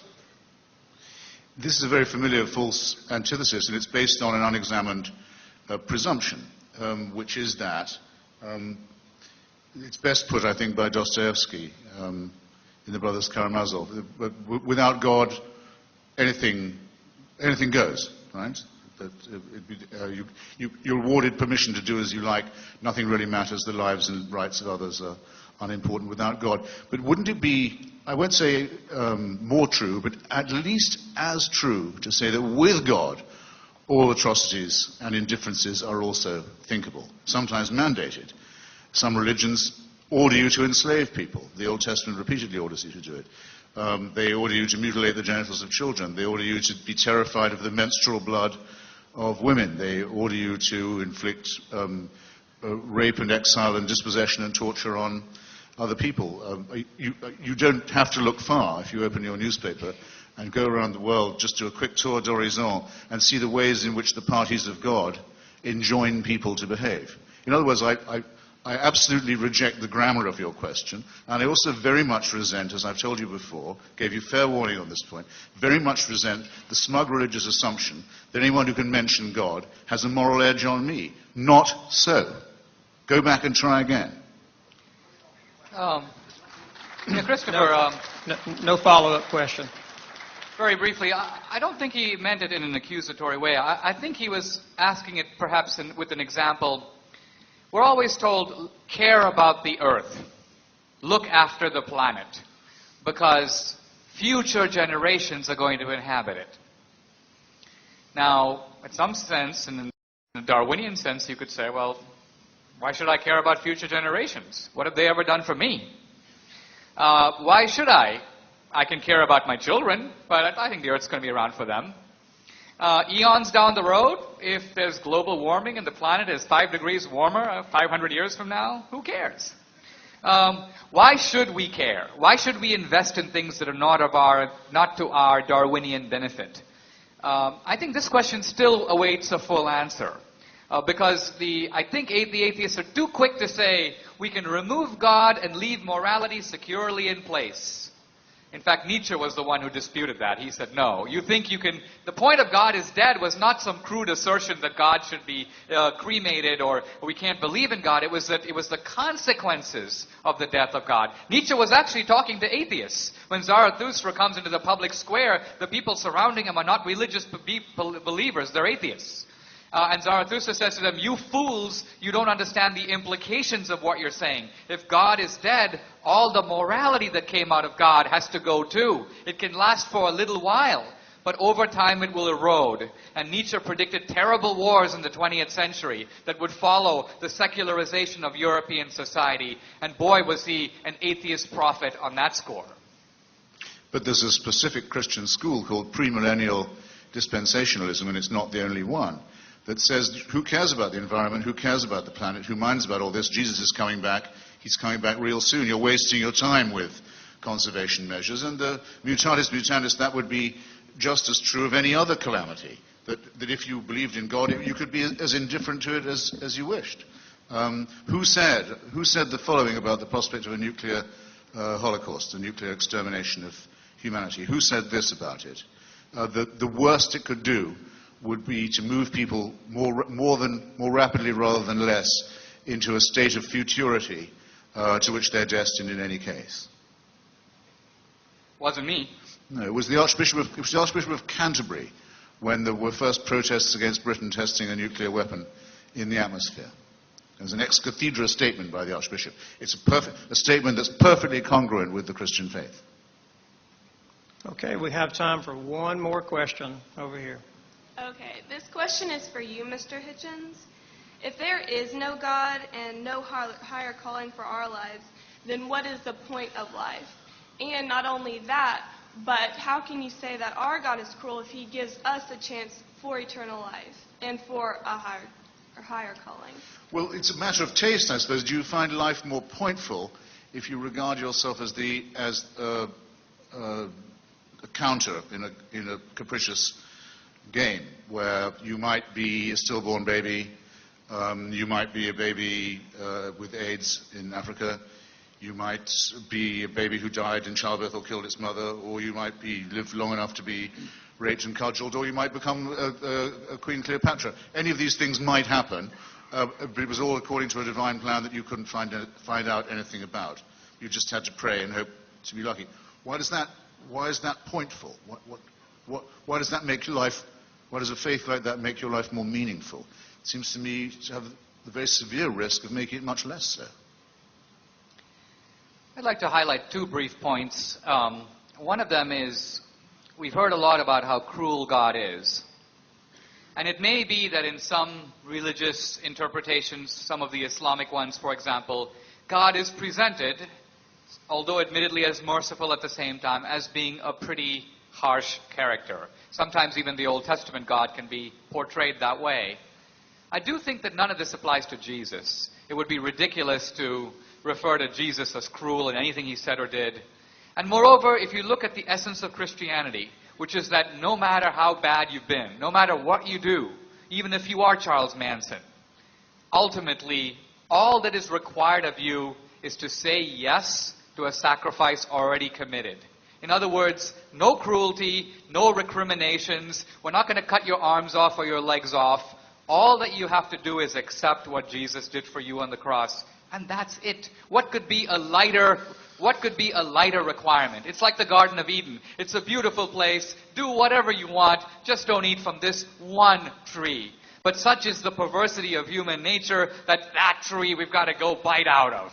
And this simple Christian commandment is too much for us. God is too cruel to ask that we just say yes to a free gift. One other thought. And that is, I think when you're asking about the point in life, you're getting back at the question earlier about the practical benefits of atheism and Christianity. If something is not, none of us knows on the basis of reason alone what comes after death. In some senses, you can never fully sort out something that is inherently unknowable. It's on the other side of the curtain. Shakespeare calls death the undiscovered country. So since we don't know for sure, we've got to orient our life one way or the other. We've got to make a choice. So in some senses, the question is, which solution benefits you more? Which gives you more practical payoff? Now, if I had a child who was, let's say, killed by cancer, and I go to an atheist and say, what do you got for me? The atheist was basically going to say, cancer cell 1, De Souza family 0. There's no point to it. There's no meaning to it. There's no consolation I have to offer you. Ultimately, this is nature. Get used to it. On the other hand, the Christian way is different. It at least offers me that there is a divine being superintending the universe. There might be some meaning or purpose in this, even if I don't know what it is. There's the possibility I might be reunited with my son or daughter in a future life. I may not believe all those things, but my point is if I do believe them, they're going to give me a very practical sense of benefit and hope. In that sense, Christianity delivers the goods in a way that atheism can't. Well, I sure don't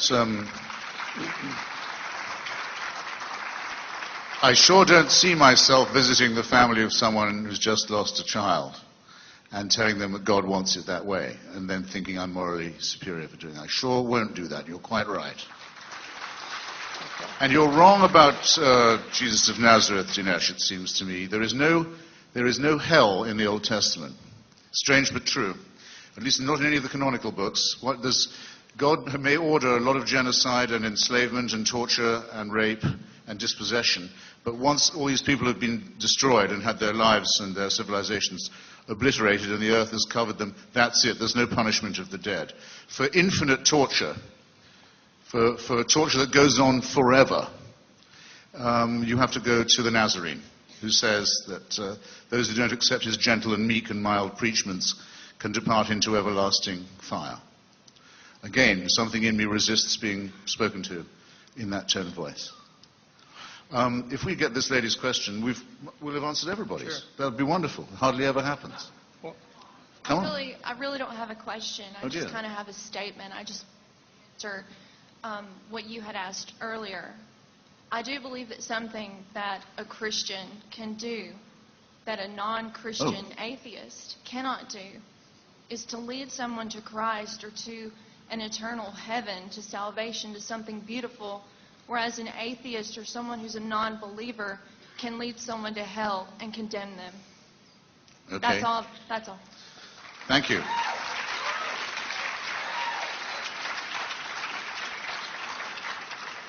Comment, Mr. Hitch. It doesn't quite respect the terms of the question, but I appreciate the thought anyway. Okay, thank you both. Especially the gentlemen. thought that I'm going to hell.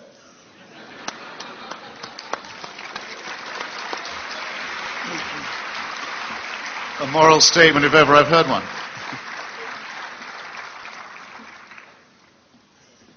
Let's take this opportunity to thank both of these gentlemen for being here with us tonight.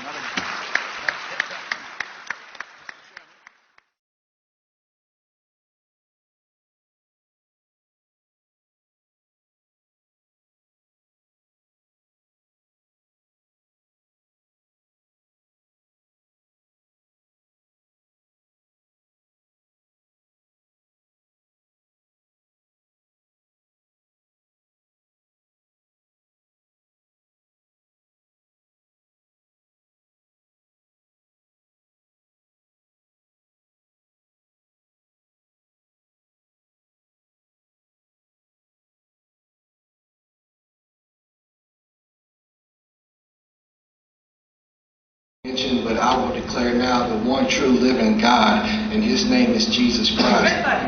Do you have a question? Because he forgave me, and now I have the Spirit inside me. So, Okay, let's ask a question, not make a commentary. Right. Yes, sir. God loves you. Yes. God bless you. Well, that was real. For coming this evening. I'd like to speak to your analogy about going in and subduing the male and grabbing the woman and raping her and making this a moral question. I can think of one place where this is actually a God band-aided thing. If you happen to be a Hebrew invading Canaan, slaughtering A Christian can do that a non-Christian atheist cannot do is to lead someone to Christ or to an eternal heaven, to salvation, to something beautiful, whereas an atheist or someone who's a non-believer can lead someone to hell and condemn them. Okay. That's all. That's all. Thank you.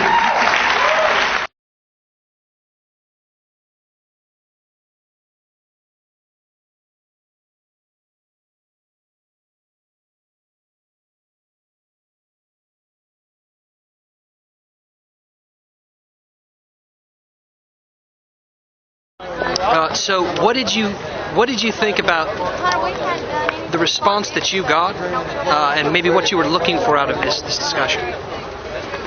Well, I got what I wanted, which was a defense by Christopher Hitchens of the atheist position. I guess what I didn't get was a clear explanation by Dinesh Souza. He just equivocated far too much for me. And as you know, I made a comment and not a question. I really wish I'd phrased it in the form of a question, because then I would have gotten something out of Souza also.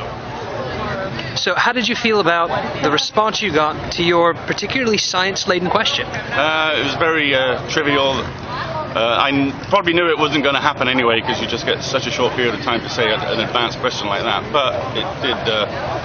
The evening was such a success for me because it's the first time I've seen Christopher Hitchens and Denise Souza. So, and I've seen a debate like this go on many times on the internet and television. So I wasn't really here for the actual information. I was here for the experience. So how did you feel about the answer you got to your question and the experience overall?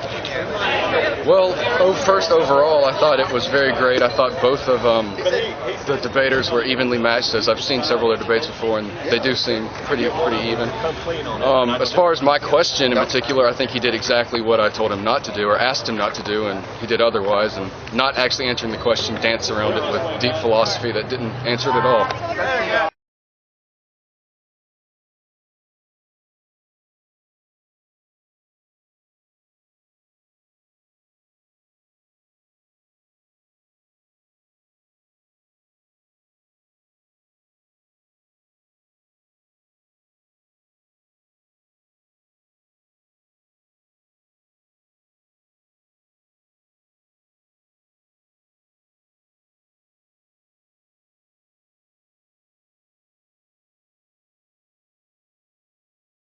Where do you see this consciousness raising going in the next few years?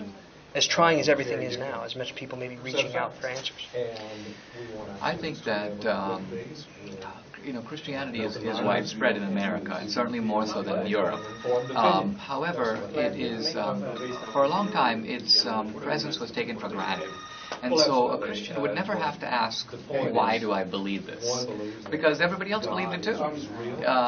So when something is a shared assumption, it never is called into question. I think what's happened is we've seen the secularization of our culture in the last few decades. And I think what the new atheism has done is it has, in a sense, made explicit a lot of questions that were already there in the culture, but were not being asked boldly. Like, on what basis do you believe there's a God? What makes you think the universe had a beginning? Why do you think there is some kind of divine purpose in human life? So suddenly these questions, which were sort of in the air, but sort of underground, have blown out into mass culture. And so I think that what's needed is, in a way, they're not questions that a pastor can respond to, because a pastor is used to appealing to internal evidence. This is what the Bible says, and so on. So I think that's why apologetics, which is a sort of attempt to make a rational case for Christianity, there's a real need for it, and so I want to be part of that. Where do you see that going in the next few years? If this is a successful consciousness raising, what is the next, I suppose, iteration of it?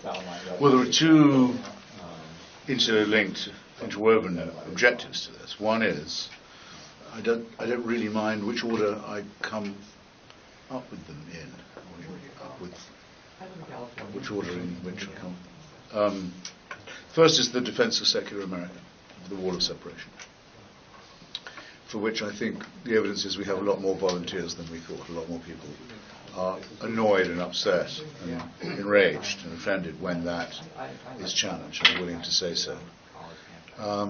And are increasingly reporting in to people who study opinion as unbelievers of one kind or another, or as those who don't check any religious box. This is beginning to attract comment.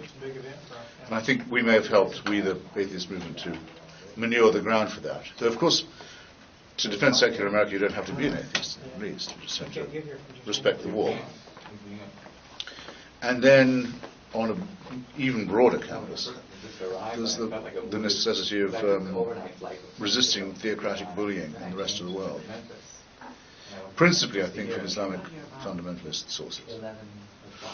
The Iranian bomb, Saudi financing of madrasas, and so forth, the things everybody knows, but also the creeping Islamization in Europe, attempts at the United Nations to criminalize criticism of religion and so forth by the Islamic Conference countries. This is a full-time job. And I would add to it Messianic Jewish settlements in the West Bank with the same essential attempt to bring on the Messiah, bring on the apocalypse, Armageddon, often with the help of extreme Christian circles in the United States. So, if you see what I mean, it is all of a piece. Right. So we're not doing this just as a metaphysical argument, funnily enough. And though that's a great argument all by itself, of course. Okay. Is there a relationship between a growing secularism and a more erratic real world, or more erratic political world that we're in right now? Is there a relationship, or is this circumstantial? I think that there is I don't know if there's certainly no rise in secularism worldwide. There might be a rise of secularism in America, but I think it's less that there's more secularism, and I think it's more that secular people are more emboldened. A desire to sort of identify with secularism, to speak out, in fact, even with atheism. 20 years ago, it would be uncommon to go to a cocktail party and have some guy say, I'm an atheist. But today, that's not unusual. And so you have a more assertive secularism. That's one factor. I don't think it's driven by materialism. I do think it's driven, there are two factors driving it. One is I think it's a post-9/11 phenomenon. The fact that the radical Muslims were doing bad stuff in the name of God has created an opening for atheists like Hitchens to argue, look, that just shows you what crazy people will do in the name of religion. In fact, all religion is equally crazy and so on. So there's an effort to sort of tar all of religion, and specifically Christianity, with the brush of radical Islam. I think that's had some effect. I think also we're living in a scientific era. We're in the anniversary of Darwin, a technological era, an information revolution. All of this has given unusual prestige to science in our society. And I think what the new atheists have done is very cleverly embrace the banner of science. They said that is our religion, in effect. That's our outlook. And so, since science has a lot of prestige in our society, I mean, we trust our lives to science every time we step on an airplane. That helps to see why this new atheism can claim to be, I think wrongly, but claim to be the party of reason. It's essentially saying that science is our way of knowing, and it's better than the religious way. If we had a true separation, yes, I would say maybe not even the elimination of religion, but the marginalization of it. What does that society look like for America? How is it much different than what we're doing now with it? The way I'd have to answer that question would be this. People often say that a completely atheist or materialist society would be either very ugly or very bleak, or rather arid. And I just say it's easy to see why people think that that's true.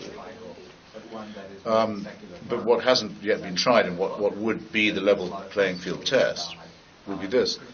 A society that taught its children to respect and learn from Lucretius, Democritus, Galileo, Spinoza, Voltaire, Bertrand Russell, Albert Einstein, Thomas Jefferson and Thomas Paine. Well, we don't have a society that quite does that, which would be the fair test. But the nearest approximation to it we do have is the United States of Virginia Statute on Religious Freedom and the First Amendment, where any religion can be practiced, but no religion can be enforced or can be privileged by the state, or can feed off the taxpayers' money. And that is worth fighting for, it seems to me. Was worth fighting for and is worth defending. Voilà. Thanks, sir. Voilà.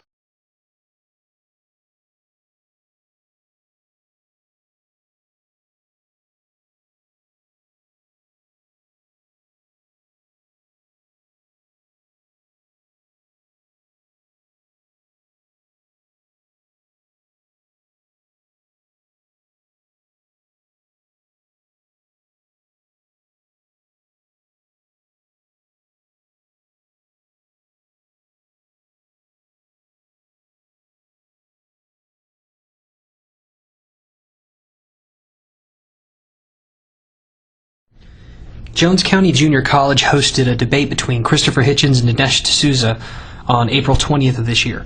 JC is located in Ellisville, Mississippi, right? It's a small but very well put together college in the Deep South. Having gone to a larger, well-funded, very high-profile institution here in the South, I can admit to being very impressed by their campus and amazed at their facilities, really. By all appearances, they're an exceptional little school. The faculty and staff I met on my trip were pleasant and gracious, but in looking over my footage and then comparing that to the official footage at the debate, I caught what I can only call a dramatic editing of the evening. And with little doubt, I expect this to be excused on things like time constraints on the video or what constitutes a question. I don't believe those are sufficient explanations, and they speak to either a laughable naivete about the issues underlying the debate or a more selfish trampling of reality for the idealization of their image. I do understand this requires some context. The playing fields for questions of God's existence have in the past tended towards the pure metaphysical speculation variety. Both parties shake hands and they admit to an inability to persuade each other of the soundness of their respective arguments, the validity of either being entirely off the table, right? A gentleman's sport. It's a fine conversation, and both parties go in knowing how little they'll actually accomplish, and they take care to couch their observations in a moderate and accommodating acquiescence to the idea that the world is just fine as it is, because they can have such a discussion in it.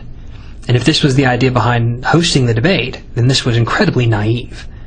That world, the specialized world of theology, debate, and post-discussion tea parties, is one of many reasons why the new wave of atheism has struck a chord with theists and atheists both, and certainly the younger generation. This is not a game, not merely one. This is an ideological struggle that has never had the benefit of the information age in previous generations. The questions might be as old as time itself, but the medium is certainly not, and the listeners and advocates are unlike those even as recent as a generation ago. In the state of Mississippi, as a tiny example, there is still a law in the books that denies public office to atheists. 50 years ago, the 14% of the population that likely identified or leaned that way, but weren't polled that way, were spread out. They had little way to advocate themselves. The harbingers of the status quo had little reason to give voice or attention to them because being socially ostracized was easy and effortless, very common. Faith could be a protected form of speech and thought, and uniquely so, because the most effort it had to put out was allowing the occasional philosophical dissent in a small pocket of their world. Though too often people had to be genuinely shunned and disconnected, often threatened, sometimes accused, slandered, sometimes assaulted to maintain that power. The religious moderates, in their quest to appear gracious, gave, and still do give, permission for the more extreme to dramatically edit society, and often history, to suit their position. And then the internet came, and like-minded people could form communities where communities would have been impossible. A simple unbeliever, pressured to hide their clarity, could turn to a place where reality was expressed, and he or she could know that they weren't alone, they weren't odd, they weren't worth less, there wasn't anything wrong with them for their unwillingness to lie to themselves about something as personal as what they think. This is not a debate for the sake of intellectual curiosity, and those that think it is show their hand as contributors to a culture that believes that all the unbelieving community wants is the occasional invitation to play the rhetoric game, and then off they should go back home. This seemingly mild habit is the reason why people like Hitchens and Harris and Dawkins and Dennett and Stanger and so many others have the momentum they do. Not because the lukewarm and content gentry are again interested in age-old questions all of a sudden, but because there's a surge of need from the atheistic community, spread thin and marginalized except when convenient in the past, to be taken seriously and taken honestly. And the method they have most advocated, in contrast to the revisionism and expanding tautologies of the faithful, has been freedom of speech. Letting the playing field show itself for what it is, not for what we would idolize it to be, the very difference between a theist and an atheist. For every Pat Robertson or Jerry Falwell that is politely removed from the occasional intellectual discourse, permission is given to dozens more like them. And every outspoken, Bible-thumping Christian that is excused as not representing us, we marginalize the atheist community by making their case look less accurate. It's a crime against free speech, something atheists and the Brights communities believe in deeply in this information age. And it's another sandbag against the damned still fighting to hold off the secularization of America yet longer. It's dishonest, and it's unfair, and it has more in common with propaganda than journalism. This is Jones County Junior College's own footage of the debate, and specifically the question and answer section. If you look closely, you'll notice the actual cut where somebody is actually taken out, edited out. Extremely complex design at the beginning. Yes. Well, that was real. You want to see it again? Yes. Well, that was real. And here's the footage I caught, not 5 feet away, of the exact same time. But I will declare now the one true living God, and his name is Jesus Christ. Do you have a question? Because he forgave me, and now I have the Spirit inside me. Okay, let's ask a question, not make a commentary. Yes, sir. God loves you. Yes. God loves you. Well, that was real. Also taken out of the official footage is this guy. Thank you, gentlemen, for coming this evening. I'd like to speak to your analogy about going in and subduing the male and grabbing the woman and raping her and making this a moral question. I can think of one place where this is actually a God-mandated thing. If you happen to be a Hebrew invading Canaan, slaughtering Canaanites. And before we think that they simply cut out everybody who didn't ask an actual question, you'll notice this part, which is right there at the end of the question-answer session, where this young lady actually makes a statement as well. That a Christian can do, that a non-Christian atheist cannot do, is to lead someone to Christ or to an eternal heaven, to salvation, to something beautiful, whereas an atheist or someone who's a non-believer can lead someone to hell and condemn them. Okay. That's all. I maintain that this gentleman exists, not just in his own boots, but in a concentration high enough that his decision to approach the discussion about genuine skepticism and knowledgeable atheism was to give the theological equivalent of "you're wrong because I said so." To hide this is disingenuous, and it proves a point that the atheist community has been trying to make for a long time, that there are more of him, variously educated, variously positioned, socially predominant and dominant, and that they make decisions about people's lives, jobs, opportunities, morality, acceptability, about their rights and about their freedoms, than there are people like de Souza. The cultured and careful, informed and vibrant proponent of religion is often not the problem. This is. When the world looks at JC's footage, they will see a tempered society, even-handed and accepting. They will see a question of this and an answer of that. They will see a Mississippi that is false, a papier-mâché magnolia tree that has the appearance of excellent form and structure and aesthetics, and that impression will make the world less interested in those raising their hand and saying, "I am told I am less moral," by those that claim to know morality by revelation I have not had, or "I am ostracized by classmates for not believing in a hell," or "they're trying to take away science and give us dogma." Because the response can and will be, "But look at this fine display of Mississippians." Not one came to the table with these stereotypically antiquated cliches. We are all such good intellectuals here. And the dismissal will be ringing loudly in the atheist community, but it won't be heard not a bit elsewhere. Because who can believe we're so comically anachronistic as the atheists say, when the evidence is right there on tape that we're not? Whether naively or maliciously, Jones County Junior College editing this guy out of the depiction of Mississippi makes the case that the difference between the atheist community and the theistic community is this. That's a far cry from the reality being the difference between the atheist community and the religious community is this.